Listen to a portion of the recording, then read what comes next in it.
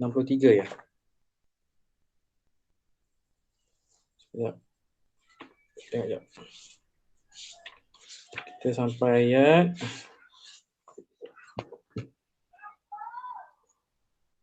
okey, kita sampai ayat 67 67.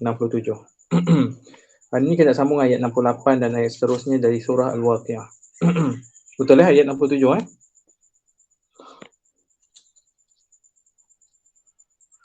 Kita buka dulu majlis dengan Ummul Kitab Al-Fatihah.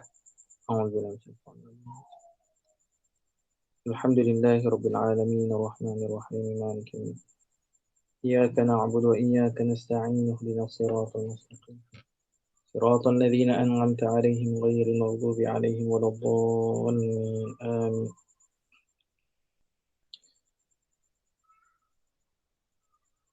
Jadi pada malam ni kita nak sambung pada ayat 68 dan ayat seterusnya dari surah Al-Waqiah. Ada lebih kurang satu muka lagi untuk kita menghabiskan pengajian tafsir surah Al-Waqiah.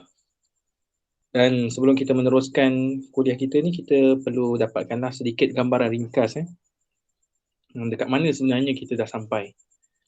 Kita dah sampai dalam tema yang berapa? Kita telah sampai dalam topik yang ketiga. Topik yang ketiga berkaitan dengan nikmat kurniaan Allah Subhanahu wa taala. Nikmat kurniaan Allah Subhanahu wa taala.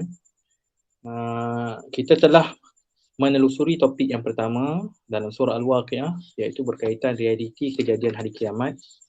Bermula dari ayat pertama sehingga ayat sehinggalah ayat ke-7.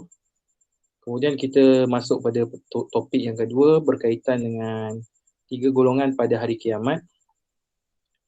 Yang mana dalam topik yang kedua ini terbahagi kepada 3 subtopik, iaitu golongan yang pertama dipanggil sebagai golongan as-sabiqun, golongan yang kedua dipanggil sebagai golongan ashabul yamin, dan golongan yang ketiga dipanggil sebagai ashabul shimal, iaitu golongan kiri. Dan ketiga-tiga subtopik ini telah kita bincangkan bermula dari ayat 10 sehinggalah ayat ayat 57. Kemudian kita masuk pada topik yang ketiga. Topik yang ketiga berkaitan dengan nikmat kurniaan Allah Subhanahu wa taala yang bermula dari ayat 58, yang mana topik yang ketiga ini terbahagi kepada 4 subtopik. 4 subtopik iaitu subtopik yang pertama ialah berkaitan dengan nikmat nyawa dan kehidupan. Bermula dari ayat 58 sehinggalah ayat 62. Kemudian kita masuk pada subtopik yang kedua berkaitan dengan nikmat tumbuh-tumbuhan dan tanaman, bermula dari ayat 63 sehinggalah ayat 67. Kemudian masuk kepada subtopik yang ketiga, bermula dari ayat 68 sehinggalah ayat 70. Kemudian masuk kepada subtopik yang keempat, bermula dari ayat 71 sehinggalah ayat 74. Kemudian barulah masuk kepada topik yang keempat.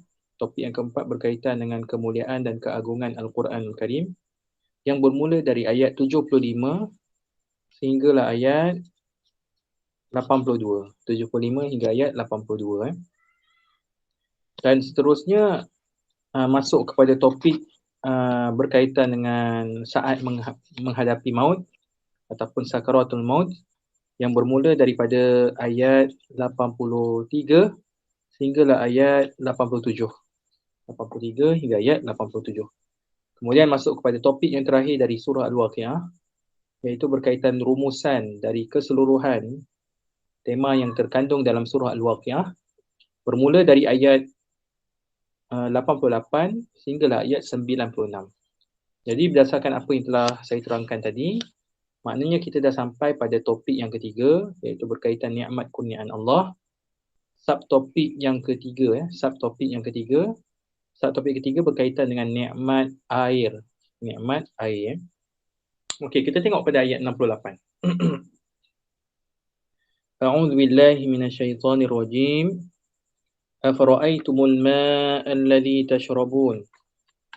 Afara'aytumul ma'a alladhi tashrabun. Afara'aytum. Adakah kamu perhatikan? Adakah kamu perhatikan? Pernahkah kamu perhatikan? Al-ma'a. Al-ma' maksudnya air. Allazi yang. Allazi maksudnya yang. Tashrabun, yang kamu minum. Jadi Allah Subhanahu Wa Taala tanya kepada kita, apakah kita memerhatikan, kita merenungkan air yang setiap hari kita minum ni? Allah Subhanahu Wa Taala tanya kepada kita. Dan kita alhamdulillah memang mengetahui bahawasanya sumber air ni merupakan sumber yang terpenting dalam kehidupan kita.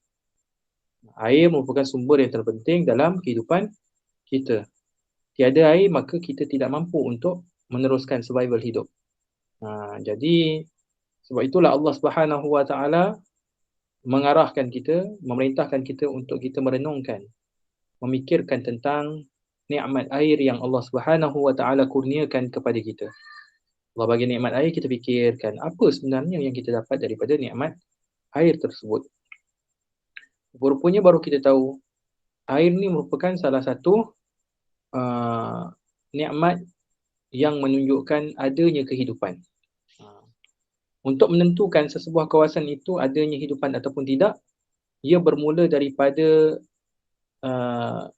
pengecaman dan pengenalpastian ada tak air di kawasan tersebut. Betul tak? Kita kena kenal pasti bahawasanya ada tak air di kawasan tersebut. Contohnya kalau para saintis astronomi nak mengenal pasti ada tak kehidupan di planet tertentu, maka antara isyarat yang terawal untuk mereka mengenal pasti adanya kehidupan ataupun tidak ialah mereka kenal pasti dulu adakah wujudnya air di planet tersebut. Kalau tiada air menunjukkan tiadanya kehidupan, tapi kalau ada air maknanya adanya kehidupan. Itulah menunjukkan bahawasanya air ini menjadi sumber kehidupan yang paling penting. Sekiranya kita tidak minum air dalam beberapa hari saja boleh menyebabkan seseorang itu mati. Kalau tak minum air boleh menyebabkan mati. Yang pertama sekali, kalau tiada udara, dengan tiada udara beberapa minit saja, tiada oksigen, beberapa minit saja menyebabkan kita akan mati.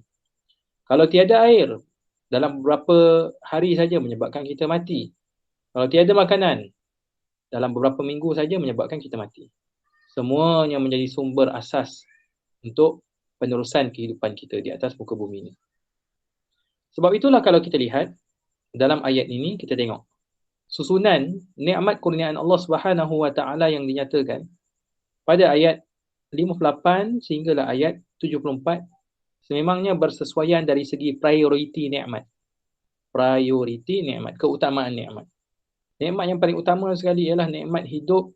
Untuk memastikan kehidupan kita ni, Allah ceritakan tentang nyawa. Yang perlu kita jaga. Nyawa ni, kedudukan ni paling tinggi. Dalam maqasidus syariah, dalam objektif syariah, untuk menetapkan suatu perhitungan, hukum dan sebagainya, persoalan nyawa ni sangat diambil kira. Persoalan nyawa sangat diambil kira. Jadi dalam masa yang sama, nak memelihara nyawa ni, dia perlu bermula dengan menjaga udara. Jaga udara. Sebab udara ini menentukan kehidupan manusia. Dengan udara yang baik, maka ia boleh melestarikan kehidupan kita dengan izin Allah Subhanahu Wa Taala. Sebab itulah kita lihat pada topik yang ketiga ini berkaitan dengan nikmat kurniaan Allah. Allah Subhanahu Wa Taala nyatakan nikmat yang kedua penting yang terdapat pada ayat 64 ialah tentang nikmat tumbuhan dan tanaman. Kita tengok kesinambungan kenapa dimulakan dulu dengan nikmat nyawa. Disusuli pula topik yang kedua atau subtopik yang kedua, cerita tentang nikmat tumbuhan. Kerana dari tumbuhan-tumbuhan itulah kita sentiasa bersimbiosis dengan tumbuhan. Yang mana tumbuhan mengeluarkan oksigen, manakala kita mengeluarkan karbon dioksida. Karbon dioksida itu dihirup dan menjadi sumber udara bagi kehidupan tumbuh-tumbuhan. Manakala oksigen itu yang dikeluarkan oleh tumbuh-tumbuhan pula menjadi keperluan hidup utama bagi manusia. Jadi diceritakan tentang tumbuh-tumbuhan. Daripada tumbuhan itulah menjadi sumber udara kepada kita. Dari tumbuhan itulah menjadi sumber air dan makanan juga kepada kita. Jadi diceritakan tumbuhan-tumbuhan dulu. Selepas itu kita dapati nikmat yang ketiga penting. Ialah berkaitan nikmat air. Bila dah ada udara, kita perlukan air pula. Jadi Allah Subhanahu Wa Taala ceritakan pula tentang nikmat air pada ayat 68. Jadi kita sangat memerlukan air. Kerana kalau ketiadaan air menyebabkan kita boleh mati, ya. Pentingnya air ini. Dan kehidupan semuanya, kebanyakannya dari segi komposisi jasad bagi mana-mana hidupan, air ni mengambil tempat yang peratus tempat di dalam tubuh badan ataupun dalam komposisi jasad sesuatu hidupan itu paling banyak. Kan? Dalam tubuh badan kita ni air ni yang paling banyak. Kan cecair ni yang paling banyak. Dalam tumbuhan pun begitu juga, dalam haiwan pun begitu juga. Cecair ni sangat penting dalam pertumbuhan jasad kita. Seterusnya, Allah Subhanahu Wa Taala nyatakan antara punca air yang kita boleh dapat, punca air yang boleh kita dapat ialah Allah Subhanahu Wa Taala katakan di sini pada ayat 69, "A'antum anzaltumuhu minal muzni am nahnul munzilun?" Adakah kamu ke yang menurunkan air ataupun merujuk pada hujan? Kamu ke yang menurunkan hujan daripada awan? Al-muzn. Al-muzn yang bermaksud awan. Am nahnul munzilun, ataukah kami yang menurunkannya? Atau kamikah yang menurunkannya? Jadi pertanyaan ini agar kita berfikir bahawa kita tidak mampu untuk menurunkan hujan. Kita tidak mampu untuk mendatangkan sumber air dengan begitu saja. Tetapi yang mengizinkan kita untuk memperolehi bekalan air hanyalah Allah Subhanahu Wa Taala. Antara cara dan wasilah untuk kita mendapat bekalan air ialah Allah Subhanahu Wa Taala menurunkan hujan. Jadi adalah kawasan-kawasan dan pusat tadahan hujan. Kan? Pusat tadahan hujan ni untuk menadah air lah. Daripada situ kita mendapat sumber air. Kan? Banyak kawasan tadahan hujan. Empangan-empangan itu semuanya kawasan tadahan hujan. Yang mana kawasan tersebut, kawasan yang didirikan empangan tersebut merupakan kawasan yang mana purata milimeter padu air hujan yang turun di kawasan tersebut merupakan kawasan yang kerap hujan turun. Kawasan yang kerap hujan turun. Dari empangan itulah maka dialirkan air ke kawasan-kawasan perumahan, perindustrian dan sebagainya. Kita dapat sumber air daripada hujan yang diturunkan oleh Allah Subhanahu Wa Taala. Bukan kita yang menurunkan hujan.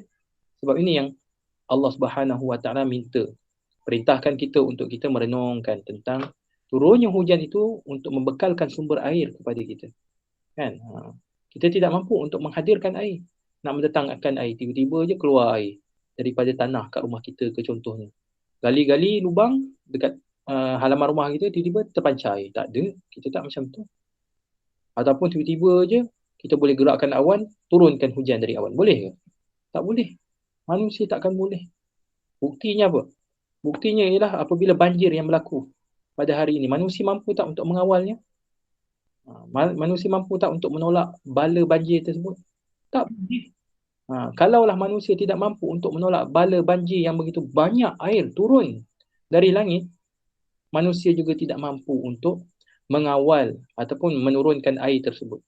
Kalau manusia tidak mampu untuk menahan air hujan daripada turun terlalu banyak sehingga menyebabkan banjir, manusia juga tidak mampu untuk menurunkan air hujan tersebut dengan mudah. Jadi manusia, di samping manusia tidak mampu untuk menahan air daripada turun lantaran banyaknya air hujan menyebabkan banjir, manusia juga tidak mampu untuk menurunkan air hujan begitu saja. Kerana kesemuanya di bawah kekuasaan Allah Subhanahu Wa Taala. Ini sebab itu Allah Subhanahu Wa Taala memerintahkan kita untuk merenungkan tentang sumber air yang datang antaranya daripada air hujan. Bukan manusia yang menurunkannya.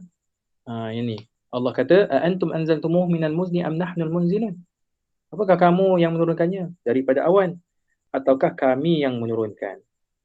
Jadi di sini pertanyaan ini bukan bermakna Allah Subhanahu Wa Taala tidak tahu. Allah tahu, dan bahkan pertanyaan ini sebagai satu bentuk takrir agar manusia ini benar-benar memperakui bahawasanya soal turunnya air hujan itu adalah tertakluk kepada kekuasaan Allah Subhanahu Wa Taala. Okey. Jadi al-muzn itu bermaksud awan lah. Bermaksud awan. Dalam tafsiran yang lain ada yang mentafsirkan al-muzn boleh juga bermaksud langit. Langit pun ya, awan pun ya. As-sahab, sebagaimana yang dikatakan oleh Ibn Abbas, Mujahid dan juga lain-lain. As-sahab bermaksud apa? Awan. As-sahab bermaksud awan. Jadi bila hujan turun ni,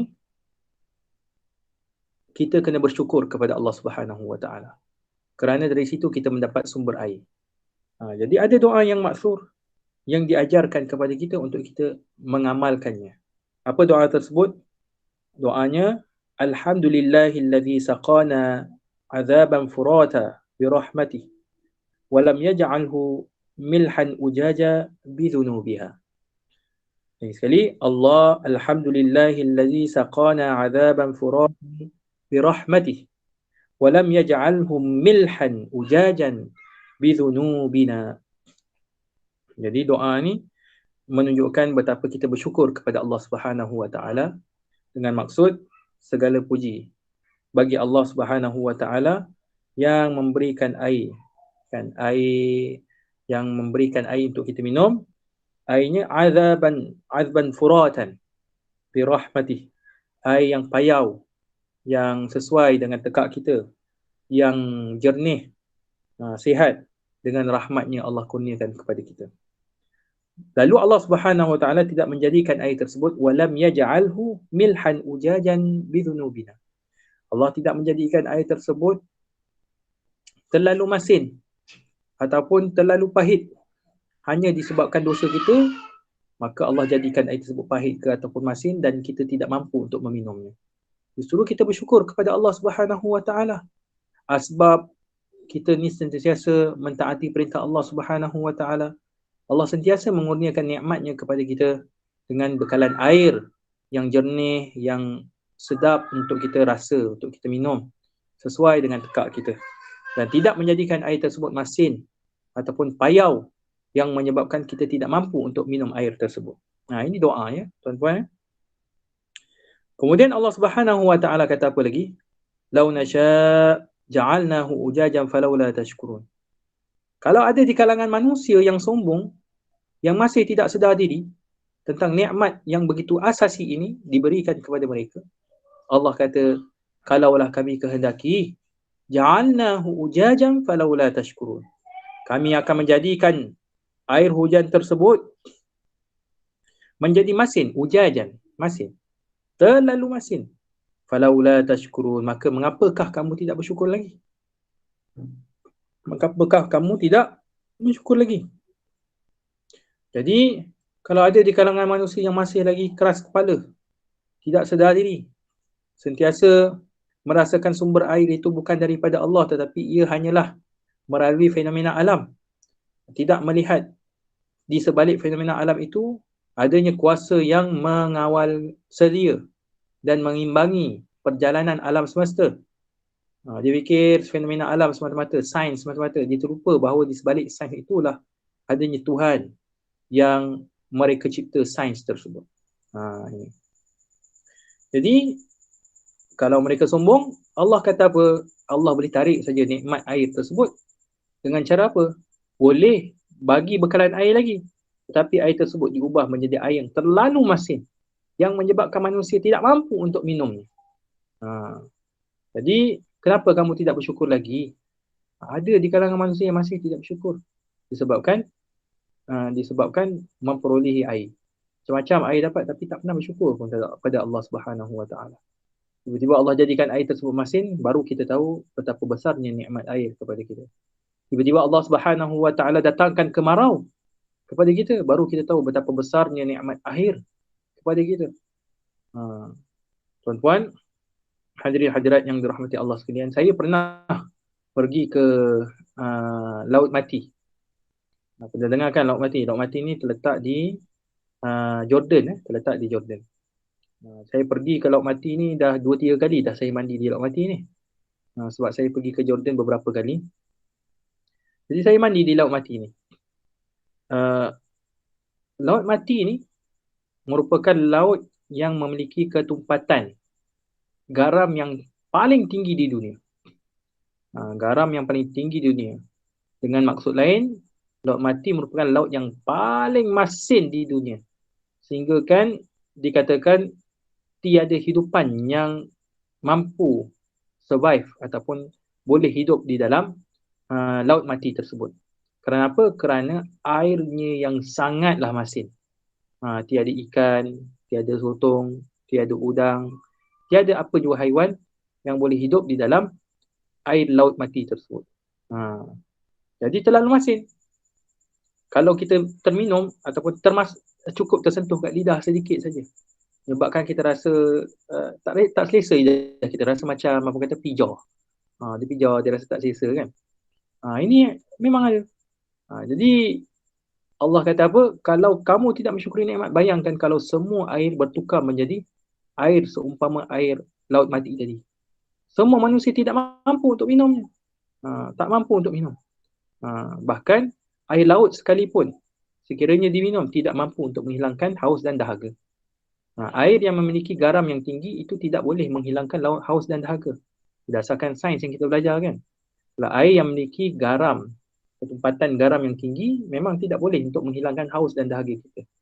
Malah menyebabkan badan kita menjadi lebih tidak menjadi tidak sihat. Tidak sihat. Kerana garam yang tinggi. Jadi air laut pun tak boleh. Air laut mati lagi tak boleh. Kan lagi tak boleh kerana terlalu masin. Sehingga masinnya air laut mati itu, kalau kita berada di dalam laut mati, badan kita ni memang tidak boleh tenggelam. Biasanya kita ni pergi ke laut atau pergi ke pantai, kita akan kata, susahnya kita nak timbul. Kan? Kita akan kata pada diri kita, kalau yang tak reti berenang lagi lah, dia akan kata, macam mana nak timbul ni? Susahnya nak timbul. Tetapi, hal yang sebaliknya berlaku apabila kita pergi ke laut mati. Hal yang sebaliknya berlaku apabila kita pergi ke laut mati. Susahnya nak tenggelam. Susahnya nak tenggelam. Dekat laut mati ni, kita tak fikir nak timbul. Kita fikir macam mana nak tenggelam. Tetapi kat laut-laut lain, kita fikir macam mana nak timbul. Sebab apa? Sebab kita mudah nak tenggelam. Tapi laut mati, kita mudah nak timbul, susah nak tenggelam. Tuan-tuan, kalau kita nak menyelam pun tak boleh, susah. Tak boleh. Bahkan kalau kita cuba nak menyelam pun, menyebabkan kita rasa tak selesa. Rambut kita nanti penuh dengan garam. Ada garam. Dan apabila kita berjalan sampailah ke pertengahan, taklah tengah, kita kata jauh sikit lah daripada pesisir pantai di laut mati tersebut, kita memang takkan tenggelam. Kita jalan-jalan, badan kita timbul ni, air tersebut tidak sampai pun ke dada kita, sekitar pinggang kita. Padahal kaki kita tidak jejak di dasar laut mati tersebut. Kaki kita tak jejak. Tapi kita boleh berjalan sampailah ke tengah, yang mana kita tidak akan tenggelam. Kaki kita terapung, timbul, dan manakala badan kita ni tidak tenggelam, sekira-kira air ni paras di antara dada dan juga pusat kita. Air paras itu, dia tak akan pergi jauh. Dia tidak akan naik lebih daripada dada kita, dan dia juga tidak akan menyebabkan kita tenggelam. Ini sebenarnya salah satu bukti kekuasaan Allah Subhanahu Wa Taala yang menjadikan laut mati, dan sebagai satu bentuk balasan yang Allah Subhanahu Wa Taala tunjukkan kepada kita terhadap kaum yang menderhakai Allah Subhanahu Wa Taala, iaitu kaum Nabi Lut yang melakukan hubungan sejenis, sehingga Allah Subhanahu Wa Taala menterbalikkan mereka, yang akhirnya meninggalkan kesan laut mati tersebut yang begitu ajaib. Ajaib lah sebab timbul. Tak ada hidupan lain. Nak tunjuk betapa hinanya kaum Nabi Lut ini meninggal, yang dibinasakan oleh Allah Subhanahu Wa Taala. Hidupan tiada disebabkan adanya bangkai-bangkai dan juga mayat-mayat kaum Nabi Lut yang diterbalikkan oleh Allah Subhanahu Wa Taala di dalam laut mati tersebut lantaran keingkaran mereka kepada Allah, dan mereka nak melakukan hubungan sejenis. Apa nama kaum Nabi Lut ini? Iaitu kaum Sodom. Dalam bahasa Arab dipanggil sebagai Sodom. Dari perkataan Sodom itulah, maka bahasa Inggeris dipanggil sebagai sodomi. Kan, sodomize. Kan, sodomi. Kan. Kita, orang Melayu kita panggil apa? Hubungan sejenis. Itu bahasa berlapik lah. Bahasa berlapik hubungan sejenis. Jadi, Kemudian Allah kata apa? Kita kena lihatlah nikmat air yang Allah bagi kepada kita ni, akhirnya kita boleh cergas hidup, sihat hidup kita. Apa-apa dalam rawatan sekalipun, dalam rawatan tak kira lah dalam rawatan perubatan moden dan juga rawatan pengubatan Islam, rawatan pengubatan psikologi dan sebagainya, air menjadi asas yang penting untuk sebagai keperluan perubatan. Perubatan moden pun paling basic, perlu banyak minum air masak. Kan? Datangnya virus pandemik corona, kan? Coronavirus COVID-19. Antara langkah yang diambil oleh Kementerian Kesihatan Malaysia, kalau mereka yang pernah masuk ke dalam ward disebabkan didapati positif COVID-19, mereka tidak makan ubat-ubat yang khusus. Yang paling penting ialah mereka dimasukkan air, kan? Dan mereka banyak minum air saja. Sehinggalah lebih kurang 10 hari, sampailah negatif COVID-19 tersebut, virus tersebut keluar daripada badan. Dia macam rawatan sakit denggi lah, sama juga. Kan? Begitu juga rawatan pengubatan Islam, bagi yang ada kena gangguan, bagi yang ada terkena sihir dan sebagainya, air juga menjadi platform untuk seseorang itu membacakan ruqyah. Pengamal perubatan perawat Islam ini, dia baca ruqyah. Dia menjadi platform ataupun menjadi medium. Lalu air tersebut diminum. Diminum dengan barakah bacaan dan juga air tersebut, maka Allah Subhanahu Wa Taala menyembuhkan. Dan ini memang ada kajian saintifik. Apabila air terdedah dengan bacaan-bacaan yang baik, dengan environment yang positif, bacaan yang baik, air tersebut pun akan menatijahkan kesan yang baik. Sebab itu air yang terbaik di dunia ialah air Zam-Zam. Kerana dengan adanya bacaan-bacaan yang begitu banyak, yang berterusan, yang baik di sekeliling Mekah dan Madinah ini, dia akhirnya air tersebut membentuk kristal yang indah, kristal yang cantik, dan menunjukkan dan memberikan satu kestabilan kepada girim air tersebut, serta mampu untuk memberikan kelegaan dan juga rawatan kepada para pesakit dengan izin Allah Subhanahu Wa Taala. Ini nikmat air, tuan-tuan. Seterusnya masuk kepada ayat 71, kata Allah Subhanahu Wa Taala, afara'aitumun nar allati turun. Pernah tak kamu memerhatikan pula? Perhatikan apa? Tadi kita tengok nikmat air, ni masuk kepada subtopik yang baru, iaitu berkaitan nikmat api. Dah ada air pula. Kalau air terlalu banyak, tuan-tuan yang dirahmati Allah sekalian, akan membawa kepada rasa sejuk pula. Terlalu sejuk. Kan? Air ni dia simbol kepada rasa sejuk. Bila banyak, dia perlu kena ada keseimbangan. Maka Allah Subhanahu Wa Taala kata nikmat api. Nikmat api. Jadi api ini memberikan keseimbangan dalam kehidupan kita. Dan memberikan pencahayaan serta menerangi kawasan-kawasan kita, tempat tinggal kita, tempat kita bermusafir dan sebagainya. Adanya api, maka kita pun dapat melalui kehidupan yang lebih stabil dengan suhu persekitaran yang selesa. Kan?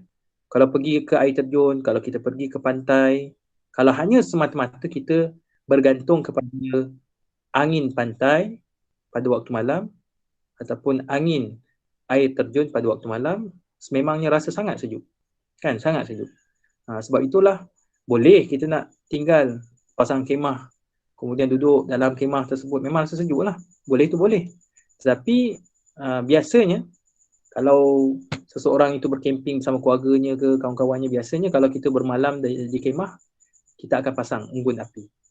Sebab apa? Sebab unggun api ni nak menstabilkan semula suhu persekitaran kita.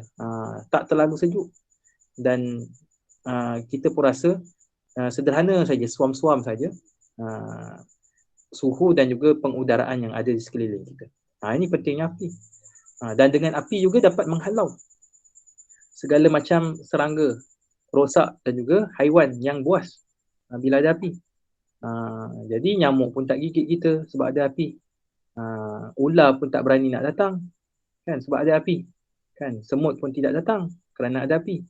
Jadi ini hikmah Allah Subhanahu Wa Taala kurniakan kepada kita nikmat berupa api. Ada api pun alhamdulillah, ada air pun alhamdulillah. Cuma sejauh mana kita mampu untuk pakai nikmat-nikmat tersebut pada cara yang betul, jalan yang betul, kaedah yang betul, pada waktu yang sesuai. Ini yang penting. Kalau memanjang saja kita bermain dengan api, api akhirnya boleh menyebabkan kebinasaan kepada kita. Tiba-tiba api marak menjulang, terbakar, membahayakan kita. Begitu juga air.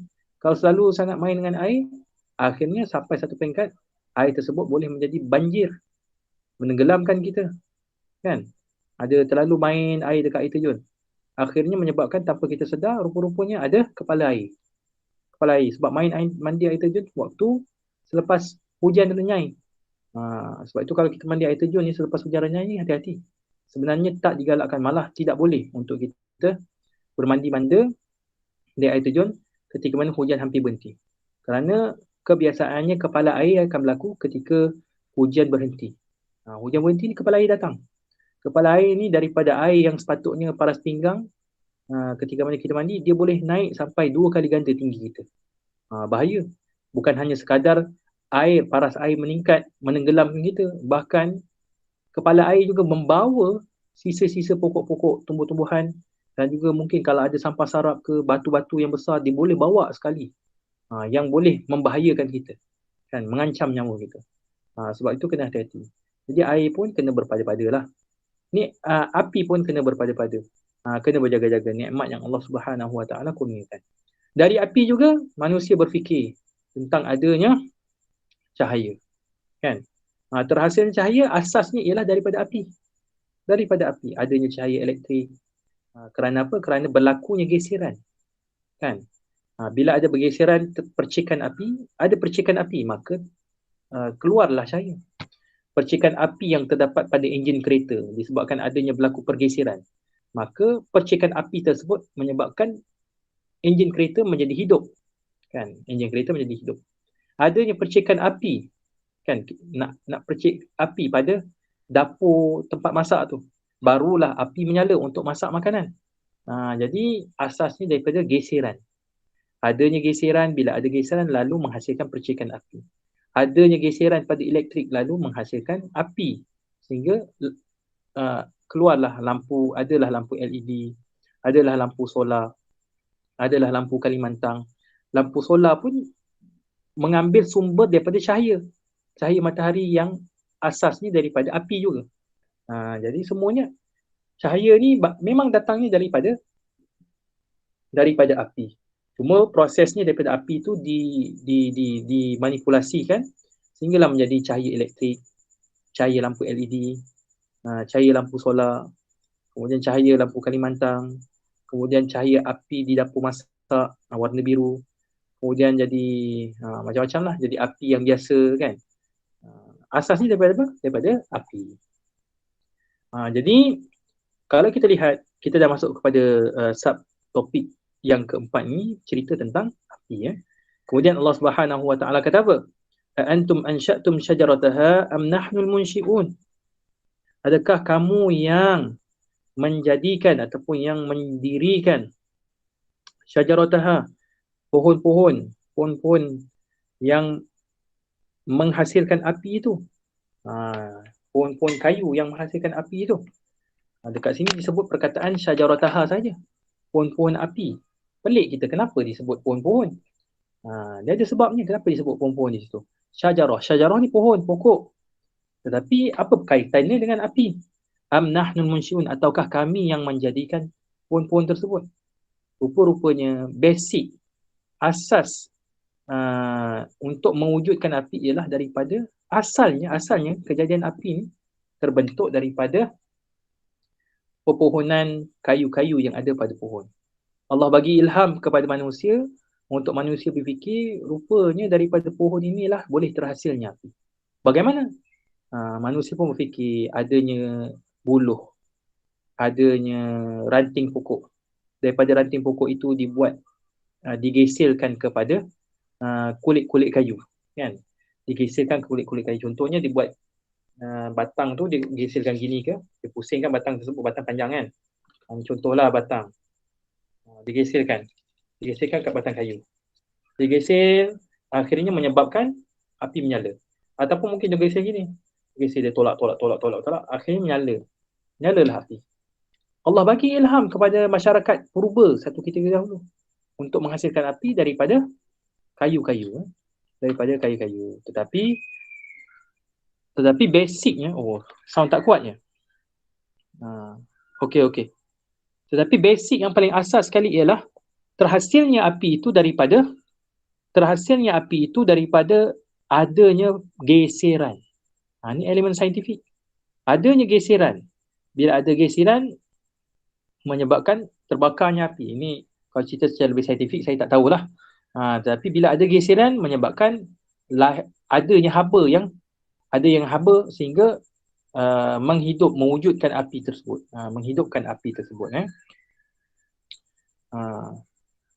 Jadi sesuatu haba itu wujud disebabkan berlakunya getaran, kan? Getaran yang begitu laju. Disebabkan ada getaran menyebabkan haba meningkat panas dan lalu terbentuklah api. Jadi Allah Subhanahu Wa Taala kata punca api ini daripada mana? Daripada geseran yang terdapat pada kayu pokok. Syajarataha am nahnu munsyi'un. Jadi pokok ini pun boleh menghasilkan api. Dari itulah manusia mendapat ilham. Asas kepada terciptanya api ialah melalui geseran. Belajar daripada orang-orang purba. Kita pun berkembang, tamadun semakin berkembang, teknologi pun semakin maju. Lahirlah api itu ataupun sesuatu sumber tenaga itu daripada geseran. Kemudian kata Allah Subhanahu Wa Taala, Allah kata apa? Bukan kamu tak perhatikan ke pokok kamu ke yang menjadikan pokok kayu yang boleh menghasilkan api itu, ataukah kami ke yang menjadikan? Sudah tentulah Allah Subhanahu Wa Taala yang menjadikan pokok-pokok yang daripada pokok itulah terhasilnya api. Tuan-puan yang dirahmati Allah sekalian, kadang-kadang kita pernah pergi ke kawasan, kadang-kadang kita jumpa kan, kawasan hutan ataupun lalang yang begitu lebat. Kita pergi ke satu kawasan, tuan-puan, memang pelik kita. Kenapa tiba-tiba terbakar? Pernah tak kita jumpa situasi begini? Saya pernah melalui situasi begini, tuan-puan. Tiba-tiba je jauh sedikit daripada halaman rumah saya terbakar. Rupa-rupanya berlaku pergeseran. Angin yang tiup kuat. Bila angin tiup kuat, daun-daun ketika itu kering. Daun-daun pokok ketika itu kering, tetapi tidak pergi ke mana, dia terkepung, bergeser. Daun-daun tersebut bergeser dengan lalang yang ada di situ. Lalang pula panjang-panjang. Bila bergeser, tiba-tiba terbakar kawasan tu. Terkejut kita. Tu Allah SWT jadikan adanya daun-daun kering, adanya lalang-lalang kering ini yang masih hidup, tetapi disebabkan tidak hujan langsung dalam tempoh lebih 3 hari, menyebabkan berlakunya kebakaran. Kebakaran kecil. Mujurlah saya perasan waktu tu, saya terus padamkanlah dengan adik-beradik saya. Terkejut, boleh terhasil api. Saya juga pernah melalui satu kawasan di mana pelik saya. Lalu kawasan waktu tu dah tidak turun hujan di kawasan tersebut lebih sebulan. Bila lalui kawasan bukit sedikit lah, dia taklah bukit sangat, kawasan bukit.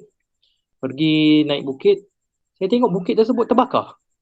Pokok-pokok kat situ terbakar. Luas pula tu, kawasan yang terbakar tu luas. Takkanlah orang senang-senang nak bakar pokok kawasan situ. Bila saya fikir balik, saya teringat kepada ayat dalam surah Al-Waqi'ah ini. Rupanya berlaku geseran. Angin yang bertiup kuat. Bila angin bertiup kuat pada pokok pun tidaklah melayang, tapi dia bergeser daun-daunnya sehingga menyebabkan terbakar. Jadi kesan ni memang nampak terbakar di kawasan bukit-bukit yang ada. Begitu juga kalau kita pernah dengar berita di Australia pada tahun lepas. Australia tahun lepas, yang mana Australia berdepan dengan ancaman dan bencana yang begitu dahsyat, iaitu kebakaran yang begitu luas. Yang mana kebakaran tersebut tidak terkawal. Bukannya orang yang bakar. Bukan orang yang bakar hutan tersebut. Bukan orang yang bakar hutan-hutan yang terdapat pada gunung ganang yang ada di Australia tersebut. Tetapi terjadinya fenomena tersebut ialah apabila angin taufan yang bertiup kencang. Bertiup. Saya lupalah di kawasan Australia di mana. Tapi memang berlaku.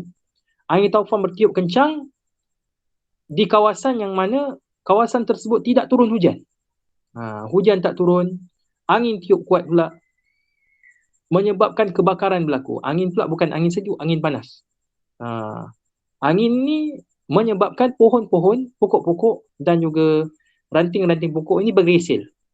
Bila bergesil, berterusan menyebabkan api marak, terbakar dan akhirnya merebak. Merebak sebesar lebih satu daerah, tuan-tuan.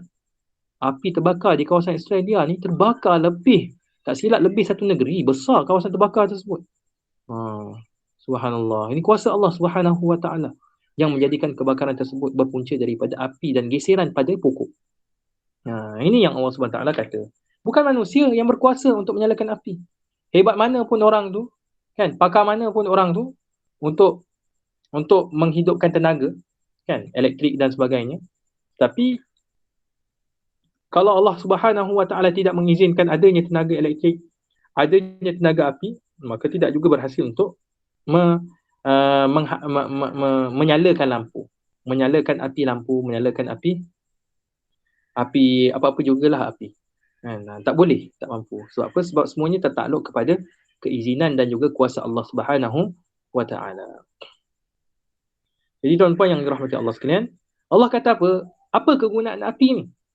Kegunaan api ni kata Allah Subhanahu Wa Taala pada ayat 73, nahnu ja'alnaha tadhkiratan wa mata'an lil muqwin. Kami jadikan ia, api tersebut, tazkirah, sebagai peringatan, wa mata'an, dan juga sebagai bahan yang berguna. Mata' ni adalah bahan, harta yang berguna, lil muqwin, bagi orang-orang yang bermusafir. Bagi orang yang bermusafir. Jadi Allah Subhanahu Wa Taala menjadikan api ini antara matlamat utama api ialah agar ia menjadi tazkirah, peringatan. Apa yang dimaksudkan dengan peringatan di sini? Yang dimaksudkan peringatan di sini ialah, yang pertama ialah tazkirah agar kita menyedari bahawasanya Allah Subhanahu Wa Taala mendatangkan api untuk kita mengingati tentang api neraka Allah. Ini sebagaimana yang telah dinyatakan oleh Imam Mujahid dan juga Qatadah dalam tafsir beliau. Tazkirah itu bermaksud peringatan, sebagai peringatan, iaitu ay tudzakkirun naral kubra, agar kita mengingati api neraka yang lebih besar, jauh lebih besar. Tengok api, kita pun sedar, rupanya api ini boleh mengancam dan juga boleh menyakitkan kita di akhirat kelak dengan api neraka. Dan dia juga selain memberikan ingatan kita supaya kita teringat kepada api neraka dan kita berjaga-jaga, ia juga menjadi peringatan kepada kita sememangnya ia adalah nikmat yang besar daripada Allah Subhanahu Wa Taala dengan adanya api tersebut. Okey. Jadi dengan adanya api tersebut, Allah kata antara tujuan adanya api ini ia menjadi mata'an, peringatan kepada kita, dan juga dia menjadi mata'an, iaitu harta yang berguna kepada kita. Harta yang berguna kepada kita untuk menjadi petunjuk dalam kita bermusafir. Bila ada api, ia boleh membantu kita untuk kita bermusafir, lagi-lagilah kalau kita bermusafir, sehingga melewati malam-malam, melewati malam-malam sampai 2 malam, 3 malam. Jadi api ni sangat penting. Sebab bila waktu malam kita sangat memerlukan api. Waktu malam ni memang sumber asasnya adalah api. Jadi berkata Nabi SAW, kan kita tengok adanya api di dunia ni, kata Nabi, narukumul lati tuqidunaha fid dunya juz'un min 70 juz'an min nari jahannam.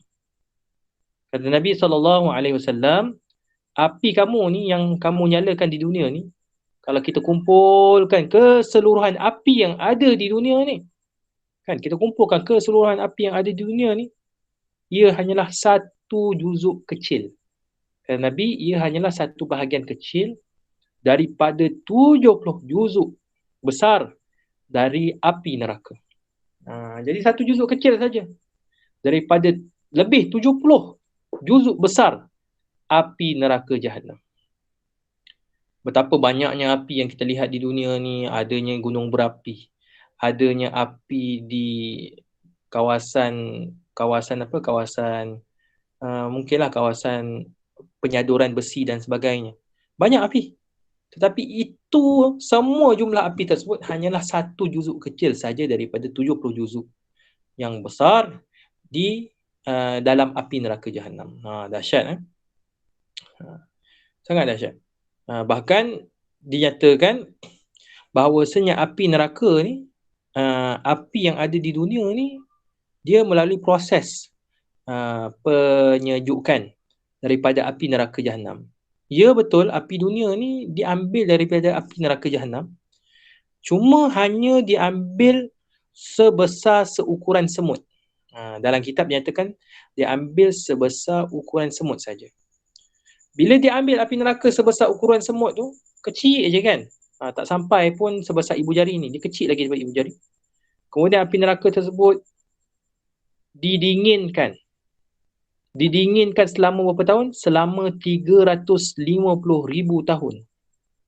Lama didinginkan selama 350,000 tahun. Yang mana asalnya berwarna hitam. Kan? Asalnya berwarna hitam. Kemudian bertukar menjadi merah. Kemudian bertukar menjadi biru. Kemudian bertukar menjadi putih. Kemudian bertukar menjadi hitam semula. Jadi proses begitu panjang. Sehinggalah sejuk. Yang sejuk itulah ada di dunia. Rupanya yang paling sejuk itulah yang kita rasakan sekarang ni adalah yang paling panas. Maknanya api neraka di dalam api neraka itu jauh lebih panas daripada api neraka daripada api di dunia. Api di dunia berapa darjah Celsius, tuan-tuan? Api di dunia ni yang biasa digunakan untuk membakar dan sebagainya hanyalah sekitar 2000 darjah Celsius. 2000 darjah Celsius ni. 100 darjah Celsius pun dah menyebabkan air menggelegak.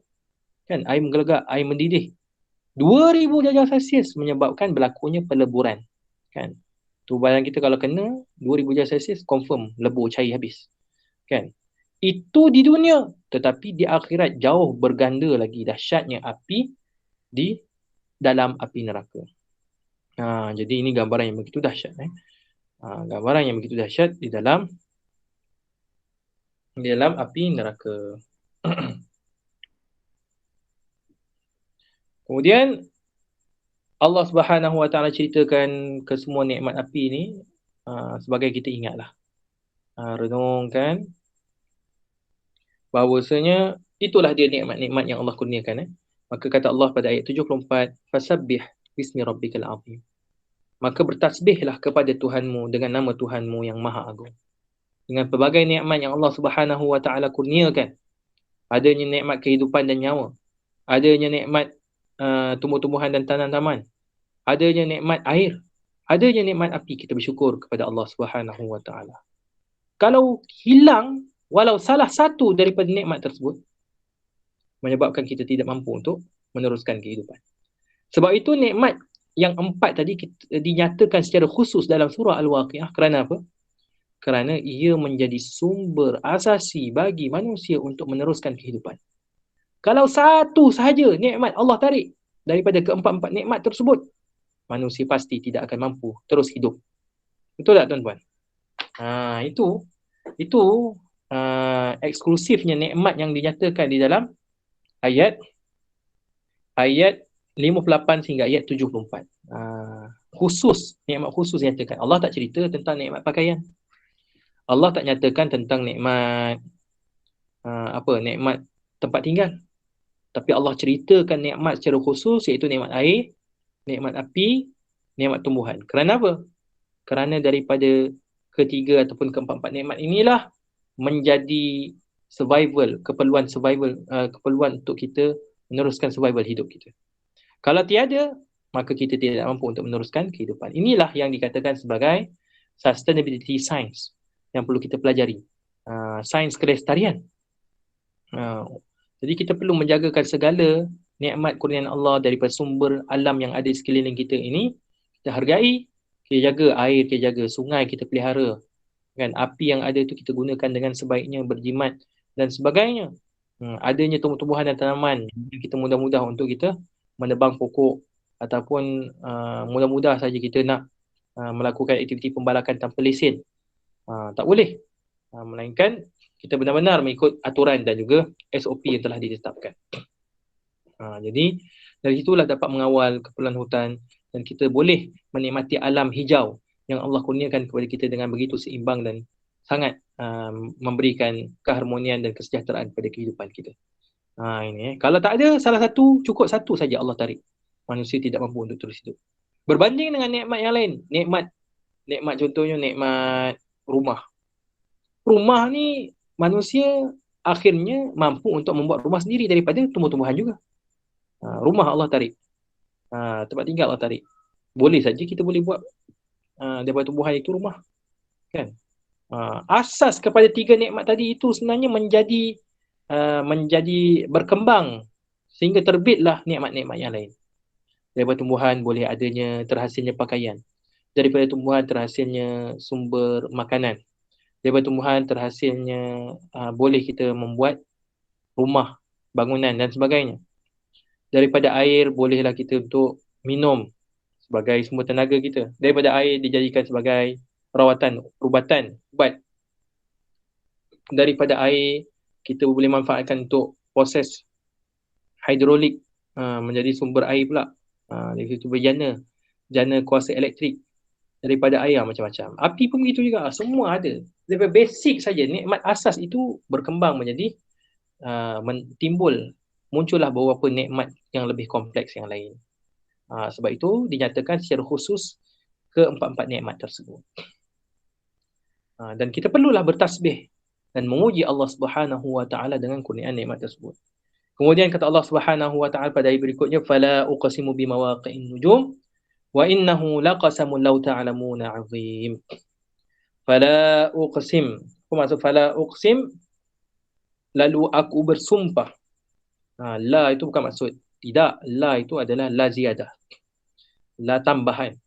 Bermaksud aku benar-benar bersumpah. Fala uqsim, aku benar-benar bersumpah dengan beredarnya bintang-bintang. Bimawaqi'in nujum, dengan beredarnya bintang-bintang, dengan peredaran bintang-bintang. Wa innahu laqasamul law ta'lamuna 'azim. Dan sesungguhnya bahawasanya sumpahan yang telah aku sumpah itu merupakan satu sumpah yang besar. Sekiranya kamu mengetahui. Law ta'lamun, sekiranya kamu ketahui, itulah dia sumpah yang begitu besar. Sumpah kerana apa? Allah sumpah kerana apa? Allah nak sumpah sebenarnya, Allah bersumpah dengan peredaran bintang-bintang, planet-planet yang ada di alam semesta.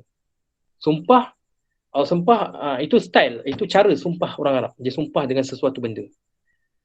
Contohnya demi gunung ganang yang telah diciptakan Allah. Contoh dia macam tu style sumpah Arab kita, sumpah gitu je. Wallah. Orang Arab dia bukan sekadar bersumpah menyebut wallahi wa billahi. Dia wallahi ataupun dia tambah lagi. Wallazi nafsi, dia tambah. Demi contohnya demi Muhammad yang, demi gunung yang, itu style orang Arab. Itu style sumpah dia. Tapi sebab apa dia sumpah? Ini kita nak katakan sebab. Barulah dinyatakan sebab. Sebab sumpah tu dinyatakan selepasnya. Dalam bahasa Arab dipanggil sebagai jawabul qasam. Tadi dia bersumpah, setiap sumpahan itu ada dinyatakan sebabnya selepas itu, iaitu jawabul qasam. Sebabnya apa? Jadi sebab Allah Subhanahu taala bersumpah, justifikasi ataupun sebab bersumpah tersebut ialah Allah nak cerita tentang pada ayat 77, innahu laqur'anun karim. Sesungguhnya inilah Al-Quran yang sangat mulia. Kita pun tertanya, kenapa tadi sumpah tentang peredaran bintang-bintang, peredaran planet?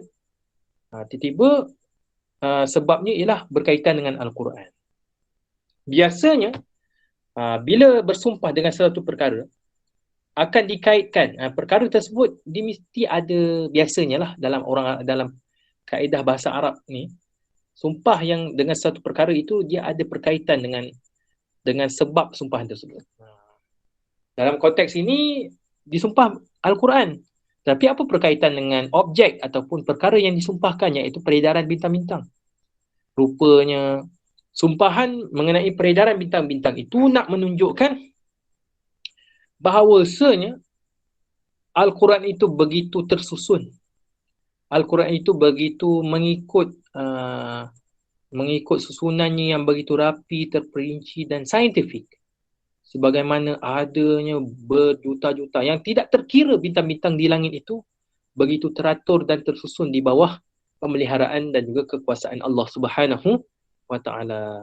Begitulah Al-Quran yang begitu tersusun, gaya bahasanya, kandungannya, pengertiannya, tafsirannya dan kefahaman yang terdapat di dalamnya, sehingga tidak mampu orang-orang yang cuba untuk mengingkari Al-Quran mempertikaikan Al-Quran itu sendiri.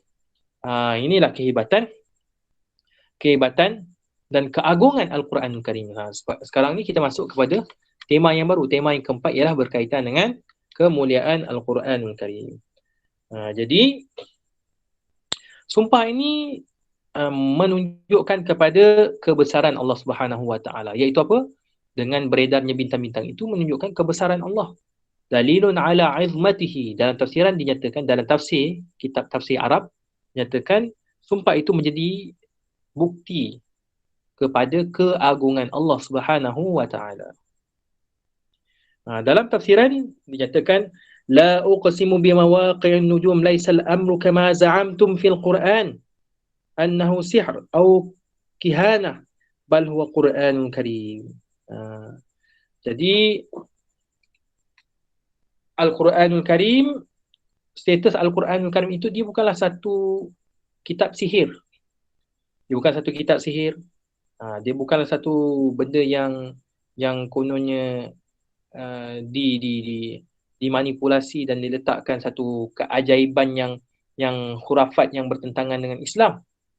Tetapi ia memang datang daripada Allah Subhanahu Wa Taala yang bermukjizat. Dan sebagaimana kita melihat langit-langit yang begitu hebat terbentang luas, begitu teratur, begitu jugalah Al-Quranul Karim. Begitulah Al-Quranul Karim. Jadi tuan-tuan yang dirahmati Allah sekalian, itu berkaitan di antara sumpah Allah Subhanahu Wa Taala dengan mengaitkan peredaran bintang-bintang dengan kemuliaan Al-Quranul Karim. Kemudian kata Allah Subhanahu Wa Taala pada ayat 78, fi kitabim maknun. Fi kitabim maknun. Al-Quranul Karim itu dia terdapat dalam kitab yang terpelihara. Kitab di situ menurut jumhur ataupun majoriti ulama ialah Lauh Mahfuz. Lauh Mahfuz. Maksudnya begitulah sebagaimana yang telah ditetapkan sejak azali lagi, yang sejak dahulu lagi, begitulah kalamullah tidak berubah. Jadi fi kitabim maknun, dia berada dalam kitab yang terpelihara. Kitab yang terpelihara itu, maknun itu terpelihara, maksudnya ialah Lauh Mahfuz yang dipelihara oleh Allah Subhanahu wa taala. Ibn Abbas menyatakan dia ada dua maksud. Fi kitabim maknun, Al-Quran ni merupakan Al-Quran ini dia tersimpan dalam kitab yang terpelihara. Kitab itu ada dua maksud. Yang pertama ialah merujuk kepada kitab Lauh Mahfuz. Lauh Mahfuz itu adalah Lauh Mahfuz itu telah tercatat di Lauh Mahfuz sejak Al-Azali lagi Al-Quranul Karim yang mulia, yang terpelihara, yang tidak berubah, tidak boleh diubah. Inilah tafsiran yang pertama, iaitu Al-Kitab Alladhi Fis Sama', kitab yang berada di langit ataupun yang berada di Lauh Mahfuz, telah kekal sejak azali lagi. Sejak azali lagi. Apa maksud sejak azali? Iaitu yang sejak tiada permulaan, memang ada, sudah sedia ada. Manakala tafsiran yang kedua, sebagaimana yang ditafsirkan oleh Mujahid dan juga Ibn Abbas juga, iaitu kitab yang terpelihara. Al-Quran itu kitab yang terpelihara di dalam mushaf. Tadi di Lauh Mahfuz. Yang kedua ialah di dalam mushaf. Jadi dia terpelihara. Mushaf yang ada pada tangan kita lah. Mushaf yang ada pada tangan kita. Jadi dia ada dua tafsiran di situ. Satu ialah kitab Al-Quran yang terpelihara di Lauh Mahfuz. Satu lagi ialah kitab Al-Quran yang terpelihara berupa mushaf Al-Quran yang berada pada tangan kita ni. Kan? Sebab itulah Allah memberikan jaminan bahawa kitab Al-Quran itu kitab yang terpelihara Justru dia tidak sama dengan kitab-kitab yang lain. Bahkan tidak sama langsung dengan buku-buku yang lain. Tak samanya kitab Al-Quran sebagai mushaf ini dengan kitab-kitab yang lain. Contohnya kitab dalam ilmu tauhid ke, contohnya kitab berkaitan ilmu hadis ke, kitab-kitab berkaitan tafsir ke, kitab berkaitan dengan akidah ke. Mushaf Al-Quran yang mushaf, kita katakan mushaf di sini. Dia tidak sama dengan kitab-kitab tersebut. Apatah lagi buku-buku. Lagilah buku-buku ke majalah ke komik, lagilah jauh sekali dengan Al-Quran. Bila tak sama, kedudukan Al-Quran ini begitu istimewa berbanding dengan kitab yang lain, berbanding dengan buku yang lain, berbanding dengan karya yang lain. Allah katakan dia adalah kitab yang begitu mulia yang terpelihara fi kitabi maknun, kata Allah Subhanahu wa taala. Justru seseorang muslim apabila hendak menyentuh Al-Quran, Al-Quran tanpa terjemahan, Al-Quran semata-mata ayat lah di sini maksudnya, maka kita hendaklah dalam keadaan yang suci dan berwuduk. Sebab itulah pada ayat seterusnya dikatakan di sini, ayat 79, la yamassuhu illa al-mutahharun. La yamassuhu illa al-mutahharun. Tidaklah seseorang boleh menyentuhnya selain hamba-hamba yang disucikan. Tidaklah seorang boleh menyentuhnya melainkan hamba-hamba yang disucikan. Apa yang dimaksudkan dengan hamba-hamba yang disucikan? Maksudnya hamba tersebut disucikan dengan air wuduk. Kalau dia dalam keadaan hadas kecil, dia kena berwuduk. Lagi-lagilah hadas besar, dia kena mandi wajib, mandi janabah, mandi wajib dan juga berwuduk. Jadi kena jaga. Kena jaga. Iaitu mushaf yang betul-betul mushaf lah. Maksudnya kita jumpa mushaf Al-Quran yang ayat Al-Quran semata-mata yang tidak ada terjemahan. Kalau macam gini, sebab kalau macam ni dia ada terjemahan keliling. Yang ni kalau tak berwuduk pun tak mengapa. Sebab ada terjemahan di keliling. Akan tetapi kalau kita boleh berwuduk, lagi baik. Jadi kalau kita nak pegang mushaf yang betul-betul mushaf, pastikan dalam keadaan wuduk. Dia punya auranya, dia punya keberkatannya, rohnya lebih kita rasa ketika di mana kita membaca Al-Quran tersebut.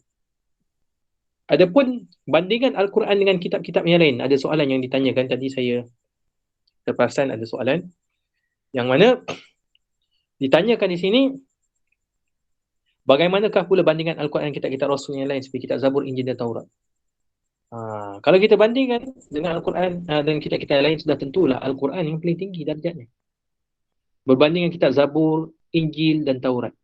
Bahkan kitab Zabur, Injil dan Taurat, Allah Subhanahu wa taala telah menyatakan bahawasanya tidak ada suatu kitab yang benar-benar jelas, benar-benar betul-betul berdasarkan kepada perintah Allah, wahyu Allah yang sebenar, melainkan Al-Quran itulah yang menyempurnakan kitab-kitab yang terdahulu. Al-Quran itulah yang menyempurnakan kitab-kitab yang terdahulu. Jadi kesemua apa juga ajaran dan juga perintah, amaran yang terkandung di dalam kitab-kitab yang terdahulu telah pun disimpulkan dan dirumuskan di dalam Al-Quran Al-Karim. Jadi apa-apa yang terkandung dalam kitab-kitab yang terdahulu itu telah dimansuhkan. Dan mana-mana hukum-hukum yang terdapat pada kitab-kitab terdahulu yang diguna pakai, maka dimasukkan di dalam Al-Quranul Karim. Lalu Allah SWT turunkan wahyu berupa Al-Quran, ayat-ayat Al-Quran kepada Nabi SAW. Yang mana sebahagian wahyu tersebut sememangnya dinyatakan dalam kitab yang terdahulu juga. Justru kitab yang terdahulu itu tidaklah kita perlu memandangnya lagi, perlu untuk telitikan lagi, melainkan kita cukup benar-benar bergantung kepada Al-Quranul Karim. Ini yang kita kena jelaslah. Maksudnya kita betul-betul bergantung kepada Al-Quranul Karim semata-mata kerana itulah petunjuk yang sebenar buat kita. Dan sememangnya ialah kita tidak nafikan bahawasanya kitab Zabur, Taurah dan juga Injil itu memang kitab yang suci juga. Sebelum ia diseleweng. Yang mana diturunkan kepada Nabi Daud, Nabi Musa dan juga Nabi Isa. Sebelum diseleweng, ya betul, memang merupakan kitab yang suci. Tetapi berdasarkan rekod sejarah yang telah dinyatakan di dalam Al-Quran, bahawasanya tidak lain dan tidak bukan golongan Ahlul Kitab. Siapa Ahlul Kitab? Itulah dia di kalangan pendeta Yahudi dan juga Nasrani ini mereka ini mengubah ayat-ayat yang terdapat pada kitab-kitab Taurah dan juga Injil. Sebahagian besar mereka mengubah ayat-ayat tersebut untuk disesuaikan dengan selera mereka, disesuaikan dengan selera masyarakat ketika itu. Sebab itu Allah begitu murka kepada mereka, kerana mereka hakikatnya mengetahui kebenaran, tetapi kebenaran tersebut diselewengkan sendiri oleh mereka. Yang inilah dikatakan oleh Allah Subhanahu Wa Taala, mereka termasuk dalam golongan yang dimurkai Allah. Ghairil maghdubi alaihim. Al-maghdubi alaihim itu ditujukan kepada golongan Yahudi. Kerana apa? Kerana golongan Yahudi ini tahu tentang kebenaran Islam, tahu tentang kebenaran yang terkandung dalam Al-Quran, tetapi mereka sengaja menyelewengkan apa yang terkandung di dalam kitab-kitab terdahulu mengikut selera mereka sahaja. Ini ya. Jadi Al-Quran itu merupakan kalamullah yang mu'tamad. Dan kedudukan Al-Quran sudah tentulah merupakan kitab yang tertinggi, tertinggi dan bermukjizat. Berbanding kitab-kitab yang lain, tidak nyatakan kitab yang lain itu sebagai mukjizat yang khusus. Tetapi Al-Quran ini tetap juga bermukjizat walaupun Nabi SAW telah wafat. Wafatnya Nabi, tetapi mukjizat Nabi SAW tetap berjalan sampai hari kiamat. Apa dia? Itulah dia Al-Quran yang dibekalkan, yang diturunkan kepada baginda Nabi. Sampai ke hari ini, mukjizat Al-Quran terus menerus berjalan. Bagi mereka yang mengkaji dan mengkaji, pasti akan menemukan penemuan-penemuan dan juga penyelidikan yang baru berkaitan dengan Al-Quran yang tidak pernah padam kehebatan Al-Quran tersebut. Ini mukjizat. Jadi sudah tentulah kedudukan Al-Quran itu jauh lebih mulia berbandingkan kitab-kitab lain, kitab-kitab samawi yang lain, kitab-kitab biasa pun sama, apatah lagi buku-buku yang tidak ada nilai pun jika dibandingkan dengan Al-Quran. Sebab itu kita kena berwuduk ketika mana menyentuh mushaf Al-Quran. Mushaf, maksud mushaf bukan terjemah. Jadi kena berwuduk sebagaimana yang ditetapkan dalam mazhab Syafi'i.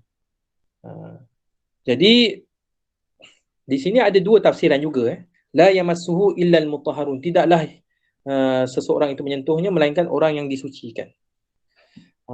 Yang mana kalau mutahharun yang pertama itu merujuk kepada malaikat. Malaikat ni yang disucikan, yang tidak berdosa dan sebagainya, maka mereka inilah layak untuk menyentuh Al-Quran.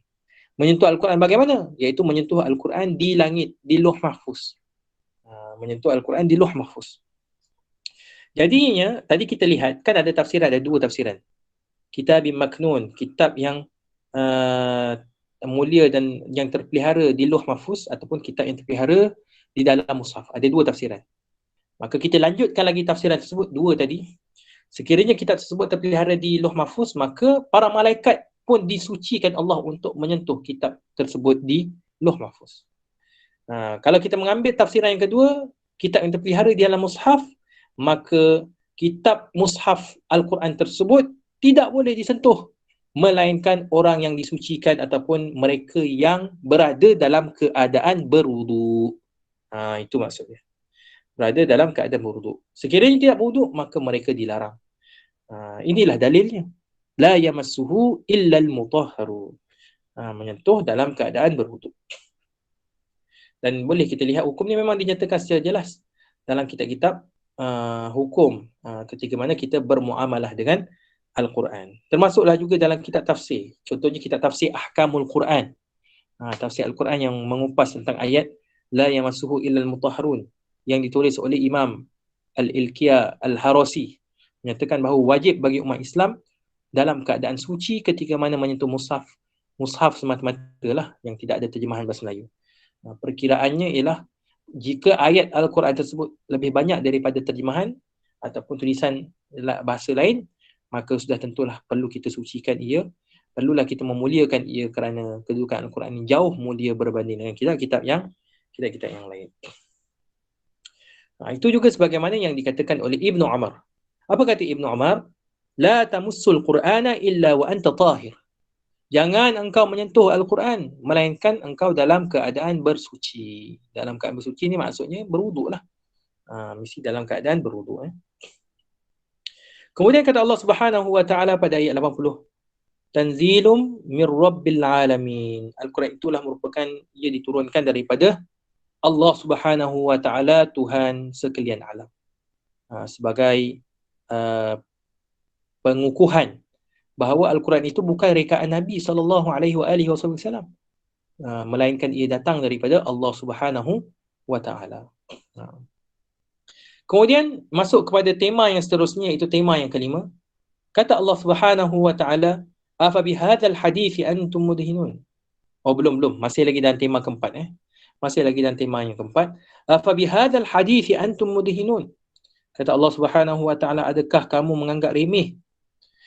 Adakah kamu menganggap hadzal hadis, berita ini, wa antum mudhinun, kamu pun memandang remeh?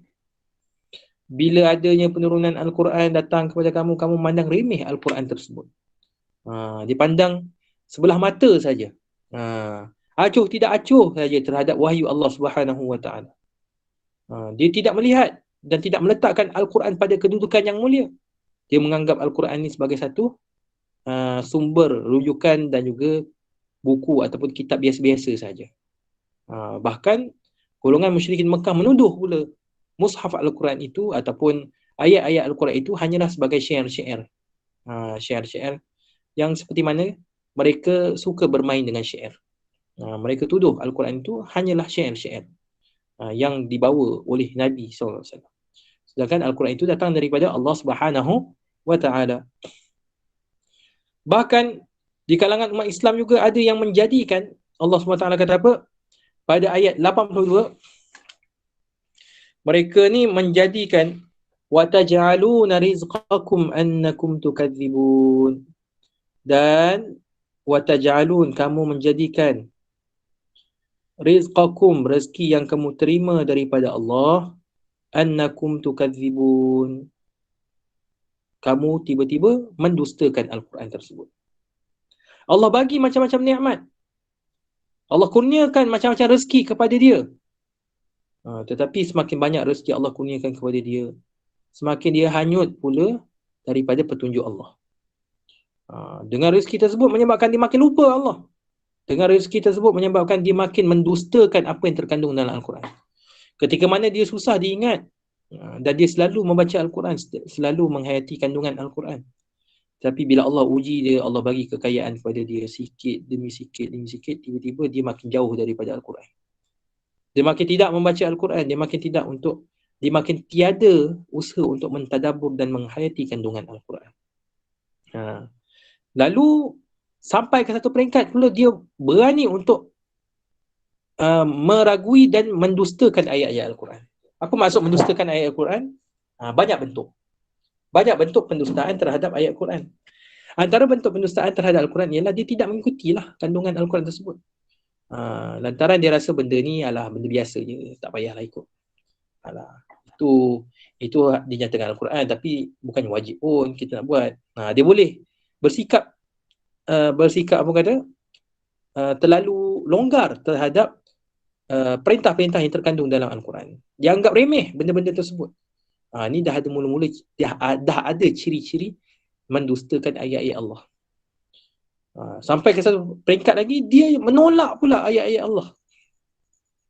Dia menafikan, dia mempertikaikan ayat Allah. Dia kata ayat Allah tak betul lah. Ada ayat ni tak tepat dengan fakta sains. Kita kena dahulukan fakta sains yang lebih logik berbanding ayat Al-Quran. Bila dibuat kajian tentang sains, dia tengok sains ni dibuat melalui kajian empirikal. Tapi Al-Quran menyatakan perkara yang berbeza berbanding fakta sains. Jadi dia kata, disebabkan dia terlalu mengikut dogma dan juga aliran sains barat, maka dia mendahulukan sains barat berbanding dengan Al-Quran. Sedangkan hakikatnya sains barat itu dilakukan, boleh jadi kajian tersebut belum cukup masak. Tak cukup masak lagi. Contohnya teori Darwin. Teori evolusi. Tak cukup masak. Sehingga ada yang memenangkan teori Darwin dan menolak teori-teori penciptaan manusia yang terkandung di dalam Al-Quran. Yang ini yang kita perlu hati-hati. Ada golongan yang terlalu mengagungkan teori-teori sains barat tanpa melihat kebenarannya menerusi Al-Quran, kacamata Al-Quran. Kita kena, kalau berlaku pertemuan secara zahir di antara teori-teori sains yang separuh masak ini dengan Al-Quran, sudah tentulah kita perlu wajib mendahulukan Al-Quran berbanding teori-teori sains yang belum cukup masak. Pernah satu ketika dulu teori sains menyatakan bahawasanya bumi ini berbentuk bulat, tetapi bukan sfera, dia bulat biasa. Pernah. Kemudian apabila dibuat kajian, akhirnya didapati bahawasanya bumi ini berbentuk sfera. Berbentuk sfera. Dan diakui sendiri. Satu ketika dia kata bumi ini bentuk kita kata flat tapi bulat. Dia flat manjang tu. Dia buat kajian sfera. Dan bila dilihat ayat Quran, sememangnya ayat Quran menunjukkan bahawasanya bumi berbentuk sfera. Tapi kalau mereka tetap bertegas nak berpegang kepada fakta-fakta sains yang dilihat menyeleweng berbanding dengan kebenaran Al-Quran, maka golongan ini sebenarnya sedikit sebanyak telah mendustakan ayat Al-Quran. Ini kena hati-hati ya. Sangat penting untuk kita berhati-hati. Termasuklah juga tentang soal akidah ke, soal LGBT ke, soal hak ke atas wanita ke, yang mana Al-Quran kata lelaki ni dari sudut hak pewarisannya 2 kali ganda daripada wanita. Dia pertikaikan ini tak boleh.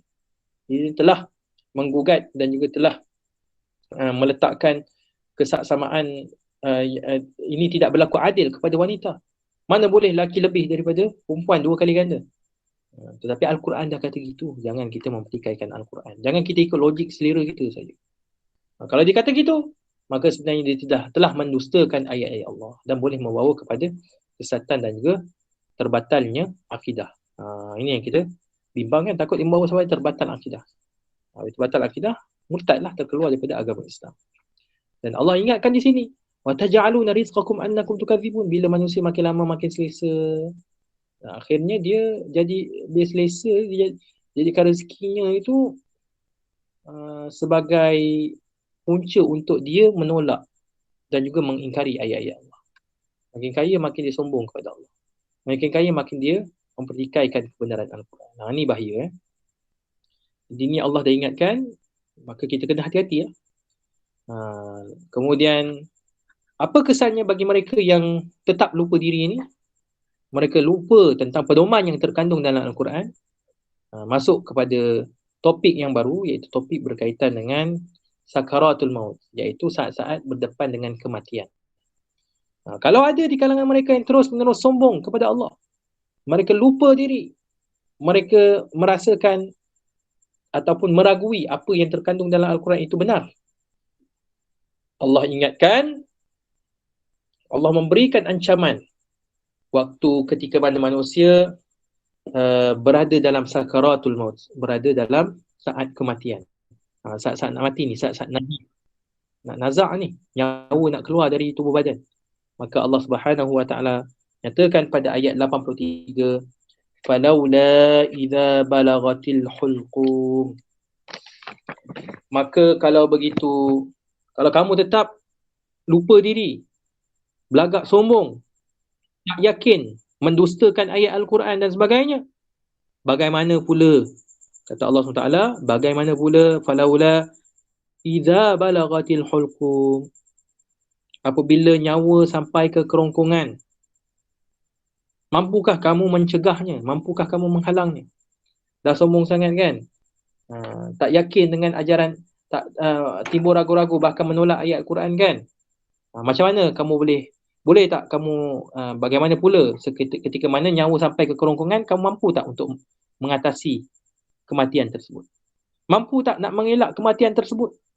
Kamu boleh tak nak mengawal kematian tersebut? Sudah tentulah tidak mampu. Ketika mana nyawa sampai ke kerongkongan, adakah kamu mampu untuk mengelakkan kamu daripada mati ketika itu? Sudah tentulah tidak mampu. Ini yang Allah katakan di sini pada ayat 83. Apabila nyawa telah sampai ke kerongkongan, boleh tak kamu halang nyawa tersebut daripada keluar dari jasad dan tubuh badan kamu? Sudah tentu tidak boleh. Tak boleh lah. Ketika itu, yang hanya kamu mampu, kata Allah Subhanahu wa taala, yang hanya kamu mampu apa dia? Yang hanya kamu mampu ialah wa antum hina idzin tanzurun.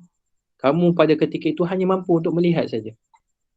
Tengok saja, tak mampu, tak kuat. Tak kuat untuk menghalang nyawa tersebut. Sedangkan nyawa ketika itu ada kat tubuh badan kamu.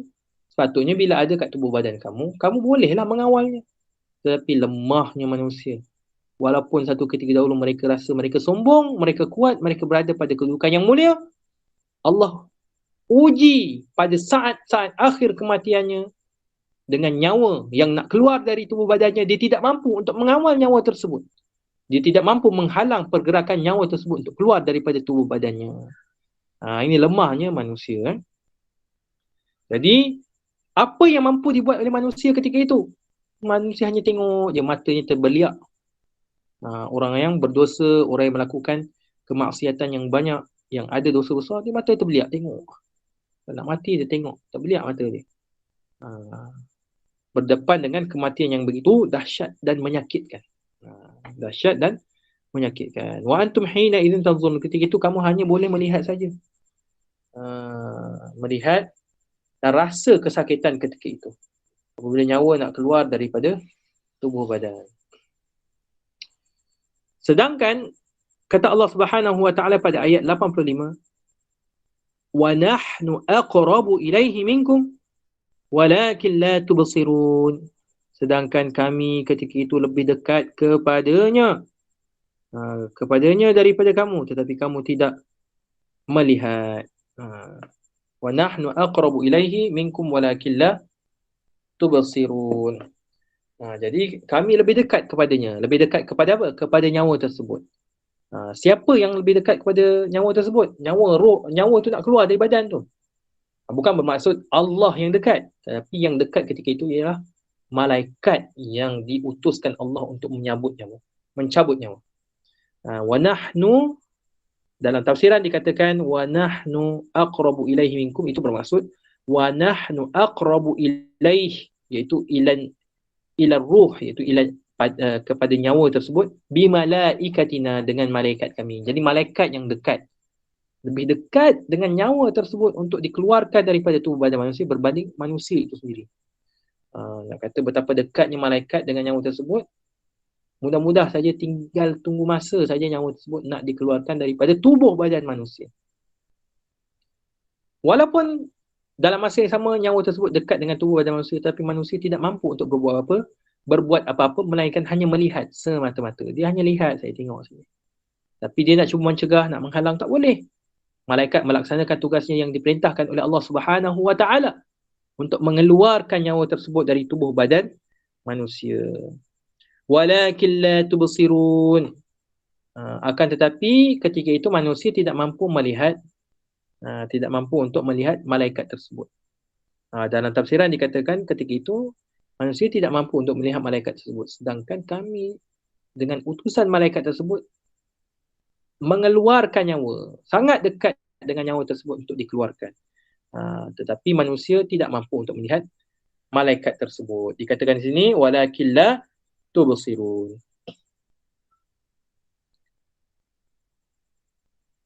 Boleh juga kita lihat kepada ayat yang lain berkaitan dengan situasi di mana seseorang itu saat-saat kematian ataupun saat-saat nazak sakaratul maut. Allah Subhanahu wa taala berfirman, wa huwal qahiru fawqa ibadihi wa yursilu 'alaikum hafazatan hatta idza jaa ahadakumul maut tawaffathu rusuluna wa hum la yufarritun.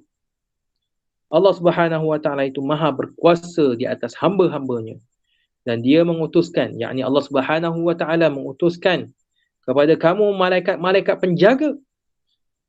Apa fungsi malaikat penjaga ni? Iaitu ketika mana datang kematian kepada kamu, malaikat-malaikat penjaga tadi yang merupakan utusan Allah tadi, mereka mematikan kamu. Mematikan kamu maksudnya mengeluarkan nyawa daripada tubuh badan kamu. Wahum la yufarritun. Mereka ini tidak lalai daripada tugas mereka. Sampai masa untuk seseorang manusia itu mati, maka mereka tidak sesekali lalai. Sebagai mana masa yang telah ditetapkan oleh Allah Subhanahu Wa Taala untuk seseorang itu mati. Contohnya mati pada pukul 11.58 minit 52 saat. Maka ketika itulah memang malaikat betul-betul tepat pada masanya laksanakan tugasnya pada waktu itu untuk mencabut nyawa manusia. Lantaran itulah ketetapan Allah untuk kematian seseorang. Ini Maka jangan sombong manusia. Sedangkan kamu sendiri tidak mampu untuk mengawal nyawa kamu, untuk kamu kembali, untuk terus hidup, menikmati kehidupan. Tak mampu. Falaula in kuntum ghaira madinin.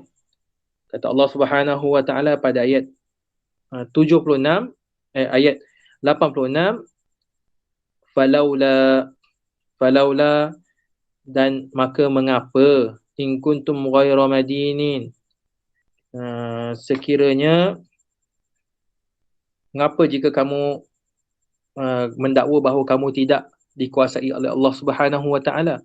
Falaula, dan mengapakah, in kuntum ghaira madinin, kamu mendakwa bahawa kamu tidak dikuasai Allah Subhanahu wa taala. Kan?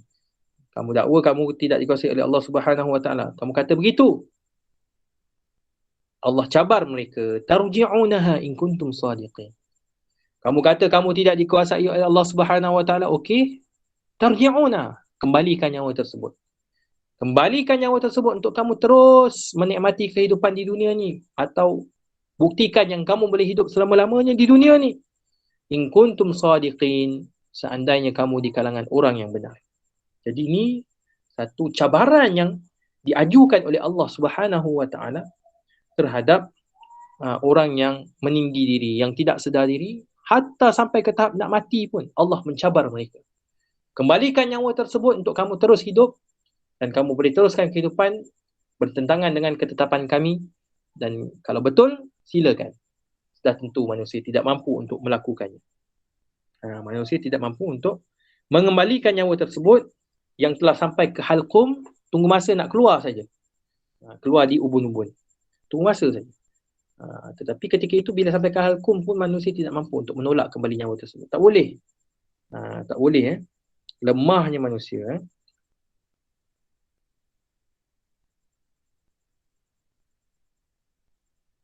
Okey. Ghairu madini ni ada beberapa tafsiran. Ghairu madini ni ada beberapa tafsiran. Kan, kita kata tadi tafsiran dia falaula in kuntum ghairu madinin. Maka kalau begitu, mengapakah kamu mendakwa bahawa kamu tidak dikuasai Allah?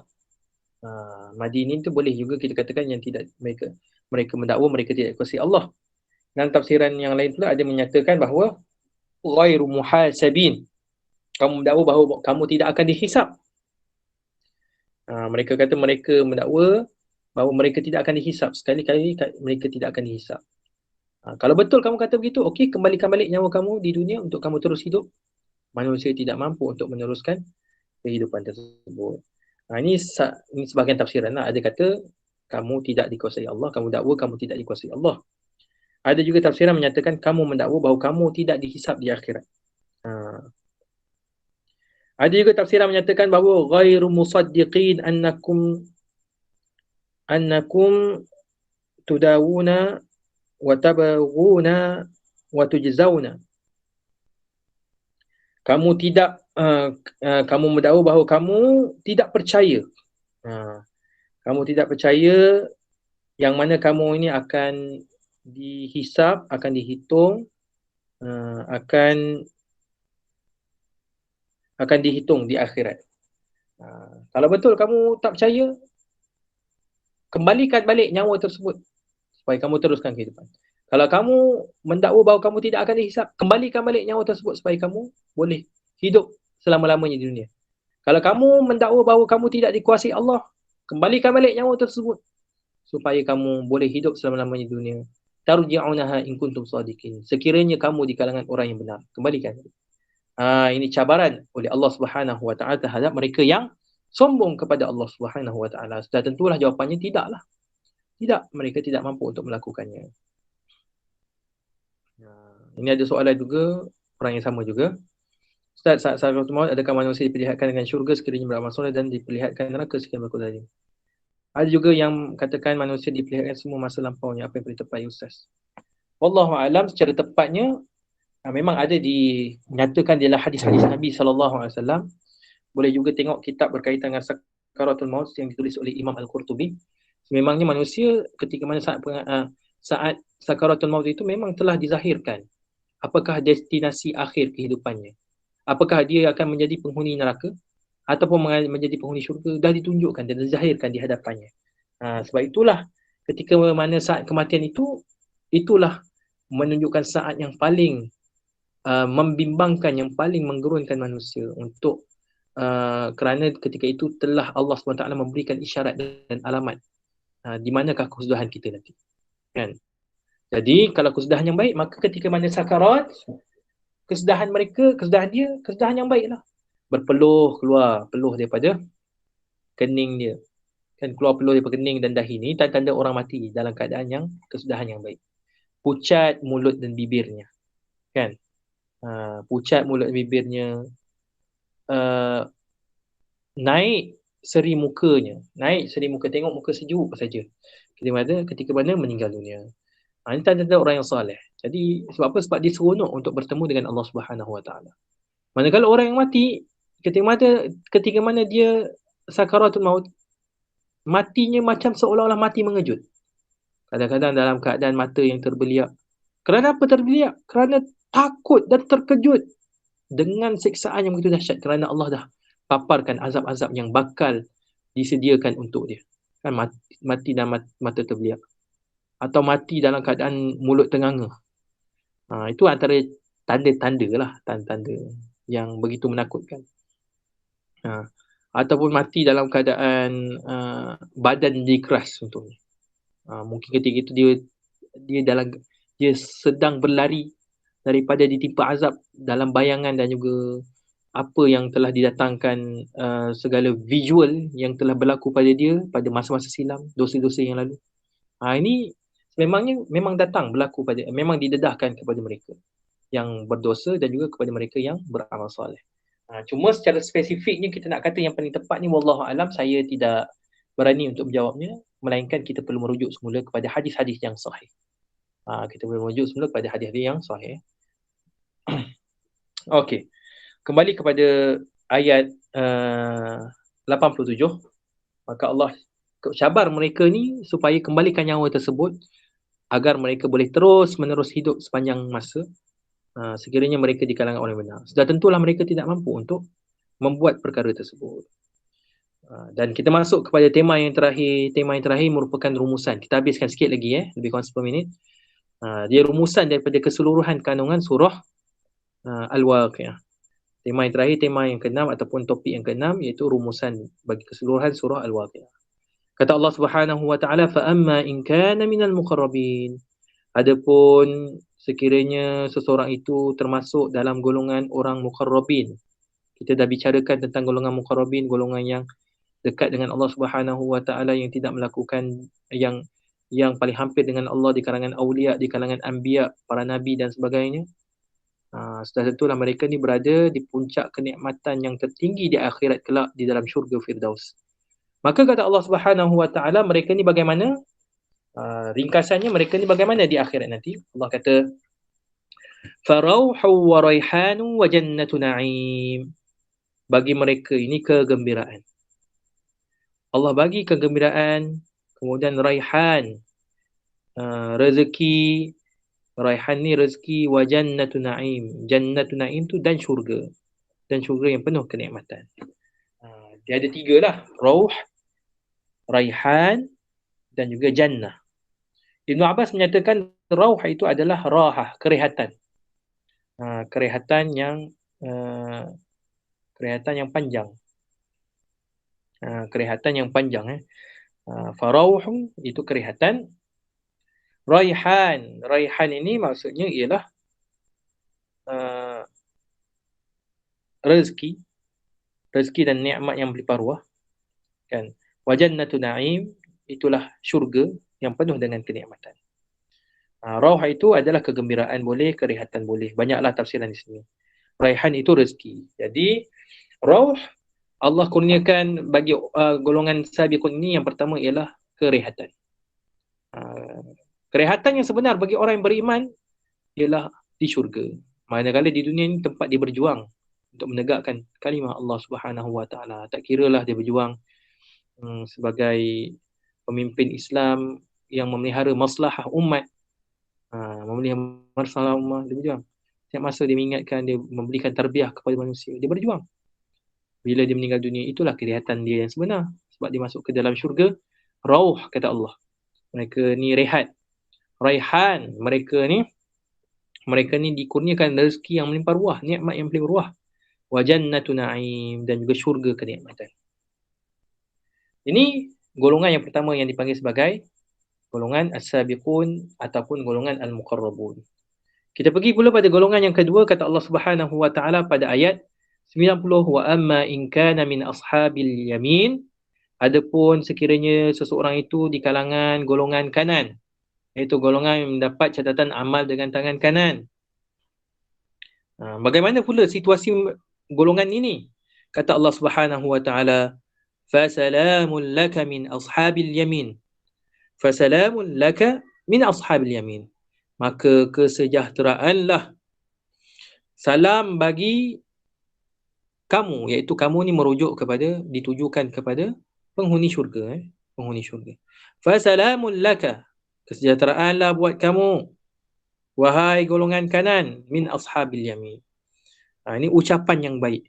Ucapan tahiyyatan wa salama. Dalam ayat Quran yang lain dinyatakan penghuni syurga ni diberikan ucapan tahiyyah, ucapan penghormatan dan juga kesejahteraan kepada mereka. Jadi itu ucapan yang biasa diajukan kepada penghuni syurga.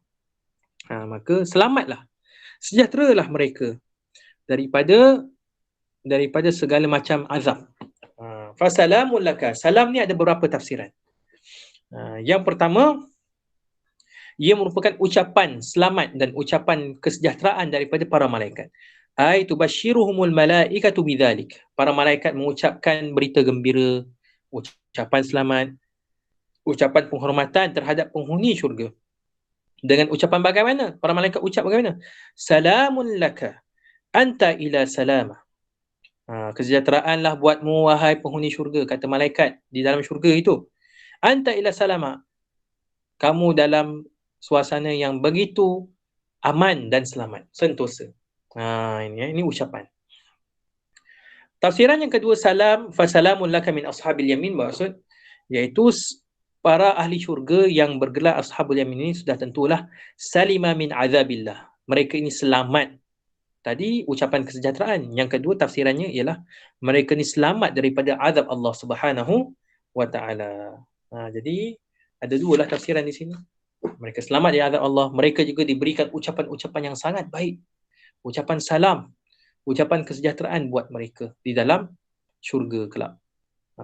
Jadi kita doalah kepada Allah Subhanahu wa taala, mudah-mudahan kita termasuklah sekurang-kurangnya kategori yang kedua, iaitu golongan ashabul yamin. Yang sebaiknya kita berusaha untuk dapat gelaran yang pertama yang tertinggi, iaitu gelaran golongan as-sabiqun, ataupun nama lainnya dipanggil sebagai golongan al-muqarrabun. Manakala golongan yang ketiga pula, kata Allah Subhanahu wa taala, wa amma in kana minal mukadzibin ad-dallin, pada ayat 92. Adapun sekiranya seseorang itu termasuk dalam kalangan golongan pendusta dan golongan yang sesat. Ini siapa dia? Iaitu golongan ashabus shimal lah. Golongan kiri ni. Golongan yang mendusta dan golongan yang sesat ni. Dusta apa? Iaitu yang mendustakan tentang kebenaran, adanya kehidupan selepas kematian, mereka dustakan. Dhalin, mereka yang sesat. Sesat daripada mendapat petunjuk Allah Subhanahu wa taala. Mereka inilah golongan ashabus shimal. Jadi macam mana situasi mereka ketika mana di akhirat? Ringkasannya ialah kata Allah Subhanahu wa taala pada ayat 93, fanuzulum min hamim wa tasliyatu jahim. Fanuzulum min hamim, maka mereka ni hidangan buat mereka ketika mana di akhirat. Kata Allah Subhanahu wa taala, mereka disambut. Nuzul ni dia sambutan yang hangat, sambutan yang asalnya disandarkan kepada apa jua sambutan yang positif, yang baik. Tapi dalam konteks ayat ini, nuzul ini ditujukan kepada penghuni neraka. Sedangkan sambutan itu adalah sambutan yang buruk. Nak sambut penghuni neraka dengan sambutan yang buruk. Kerana apa Allah Subhanahu wa taala mengemukakan kalimah nuzul? Ia adalah satu bentuk perlian. Perlian, nak perli. Rasakanlah. Selamat datang. Gitu. Dia macam perli. Selamat datang kan, kita kata ahlan wa sahlan. Wa nazaltum sahlan. Selamat datang. Dia perli kepada penghuni syurga. Allah memperli ataupun kita kata apa, mengolok, menyindir, menyindir penghuni api neraka ni. Fanuzulun min hamim. Selamat datang, silakan, di sana ada air hamim. Kamu akan dirasakan, kamu akan disambut dengan siraman air yang mendidih. Air lemburan tembaga yang begitu panas. Selamat datang. Begitulah dia sambut dengan sambutan yang panas, sambutan yang begitu hangat. Sambutan yang hangat, sambutan hangat maksudnya nampak positif tetapi sebenarnya nak menyindir penghuni neraka dengan santapan air yang begitu menggelegak, air mendidih yang sangat menyakitkan mereka. Dan ketika mana mereka berada di dalam api neraka, kata Allah Subhanahu wa taala, masuk dalam api neraka, wa tasliyatu jahim. Dahlah disambut dengan air yang begitu mendidih. Mereka ini ditelangkupkan ataupun mereka ni dikelilingi. Ghita. Mereka ni dikelilingi, mereka ni dibakar. Maksudnya di setiap sudut mereka ni memang api neraka belaka. Mereka tak nampak apapun, adanya ruang-ruang, adanya lorong, adanya jalan untuk melarikan diri. Melainkan sekeliling mereka itu adalah api neraka. Itu yang dipanggil sebagai tasliyah. Dan mereka dikelilingi, mereka ni terkepung. Mereka terkepung dengan api neraka, jahim. Jahim tu neraka lah, api neraka. Kenapa dinyatakan lagi pada ayat 94? Sedangkan kita fahamlah kalau dia cerita pada ayat 93 tu, sememangnya dia berada dalam api neraka kerana dihidangkan dengan air minuman hamim. Tapi disebut juga ayat keempat, watasliyatu jahim. Mereka ni bahkan dikepung di dalam api neraka. Kerana apa? Kerana nak katakan di sini ialah taqrirun lahu finnar. Sebagai satu perakuan yang jelas bahawasanya mereka ini sememangnya benar-benar berada dalam api neraka. Benar-benar berada dalam api neraka allati tughammiruhu min jami'i jihati, yang mana api neraka tersebut meliputi mereka pada setiap sudut. Pada setiap sudut api neraka itu mereka tidak mampu untuk melarikan diri melainkan api siksaan semata-mata. Habis cerita tentang golongan yang ketiga. Golongan pertama sudah, golongan kedua sudah, golongan ketiga yang sudah, rumusan mengenai mereka. Kemudian kata Allah Subhanahu wa taala pada ayat 95, inna hadza lahu haqqul yaqin. Sesungguhnya hadza ini ialah inilah apa? Semua berita yang terkandung dalam surah Al-Waqiah, khususnya berkaitan dengan hari kiamat dan kesudahan dan keadaan serta wujudnya tiga golongan di hari kiamat. Itulah hadza yang dimaksudkan di situ. Hadza itu adalah maksudnya ini, tapi ini apa? Iaitu merujuk kepada hari kiamat serta kesudahan dengan wujudnya tiga golongan pada hari kiamat tersebut.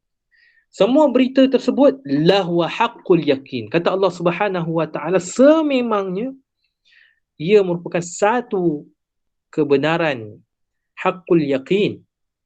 Satu keyakinan yang benar. Kita perlu yakini bahawa semua peristiwa dan juga situasi tersebut benar-benar akan berlaku. Sebab itu Allah Subhanahu wa taala tegaskan pada ayat 95 dengan adanya perkataan inna ni sesungguhnya. Kemudian ada lam pula.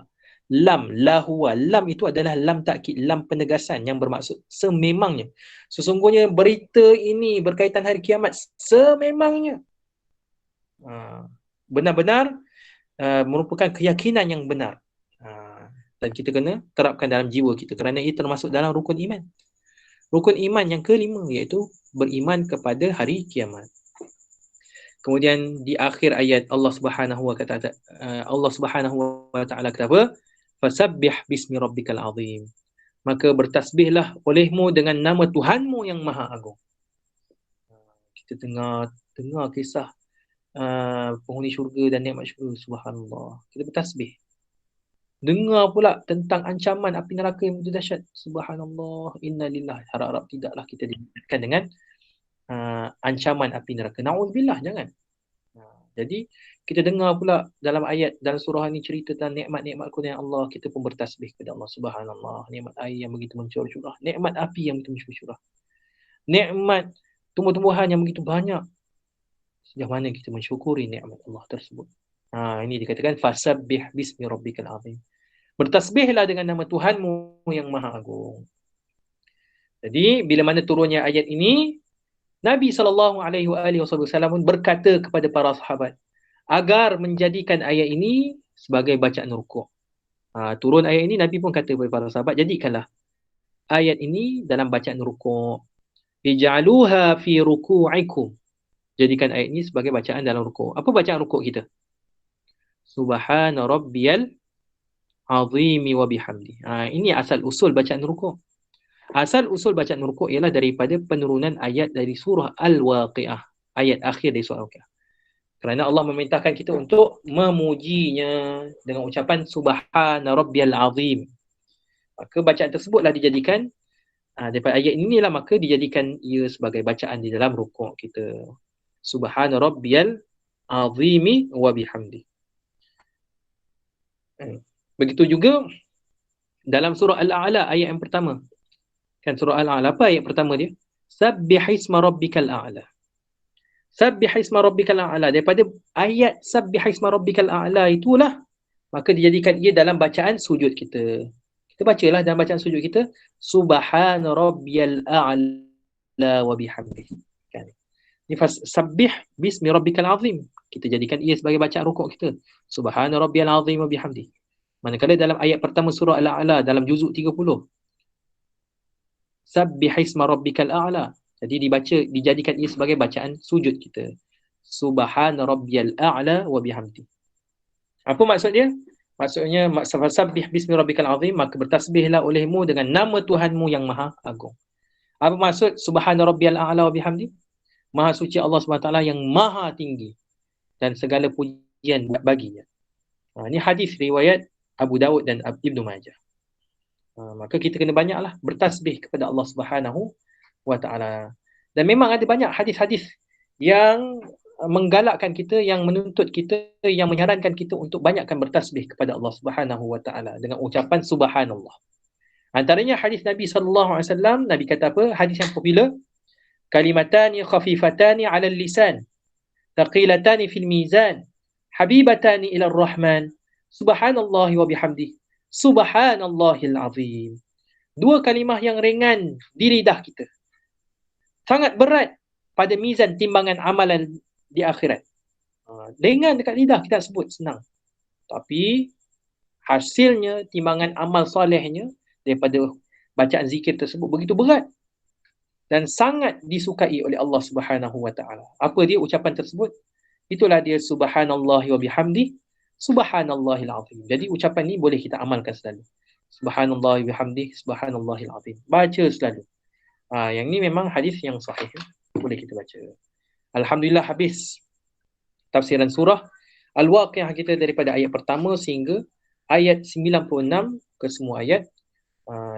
Sepanjang 5 slot pengajian tafsir surah Al-Waqi'ah kita.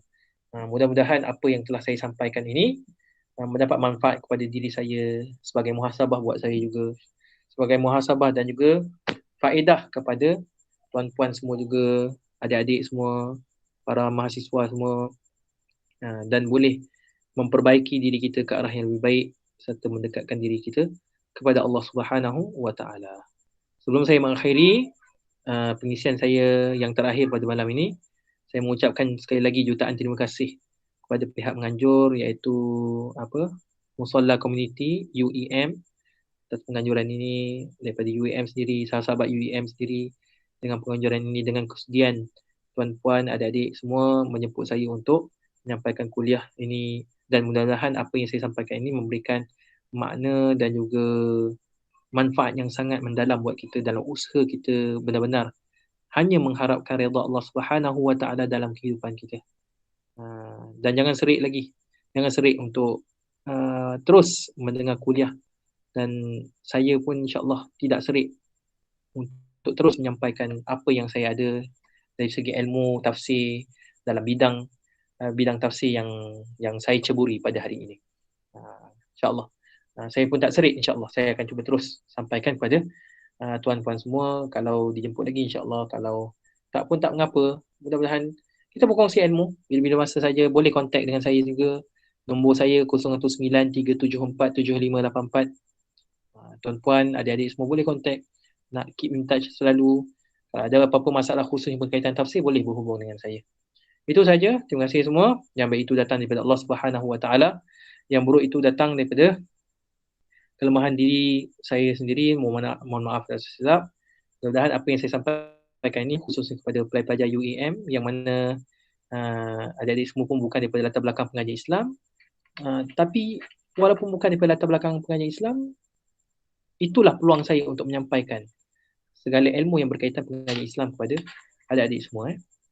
Dan kita sudahi dengan kafaratul majlis dan juga suratul Asr di akhir pengisian pada malam ini. Subhanallah, subhanakallahumma bihamdika asyhadu an la ilaha illa anta astaghfiruka wa atubu ilaik.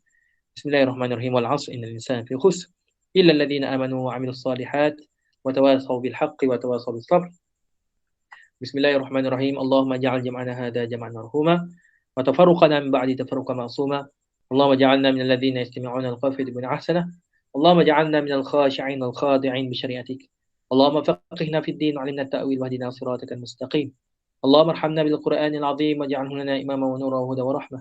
اللهم ذكرنا منه ما نسينا وعلمنا منه ما جهلنا وارزقنا تلاوته آناء الليل وأطراف النهار واجعله لنا حجة يا رب العالمين. اللهم اجعل القرآن العظيم ربيع قلوبنا ونور صدورنا وجلاء أحزاننا وذهاب همومنا وغمومنا. ربنا آتنا في الدنيا حسنة وفي الآخرة حسنة وقنا عذاب النار. اللهم ارفع عنا البلاء والوباء والغلاء وسوء الفتن ما ظهر منها وما بطن. اللهم إنا نعوذ بك من البرص والجنون والجذام ومن سيء الأسقام. ربنا آتنا في الدنيا حسنة وفي الآخرة حسنة وقنا عذاب النار. وصلى الله على سيدنا محمد وعلى آله وصحبه وبارك وسلم. سبحان ربك رب العزة عما يصفون وسلام على المرسلين والحمد لله رب العالمين. تقبل الله منكم. Terima kasih semua. Okey. Itu saja. Wassalamualaikum warahmatullahi wabarakatuh. Assalamualaikum warahmatullahi wabarakatuh. Terima kasih Ustaz. Ustaz. Sama-sama.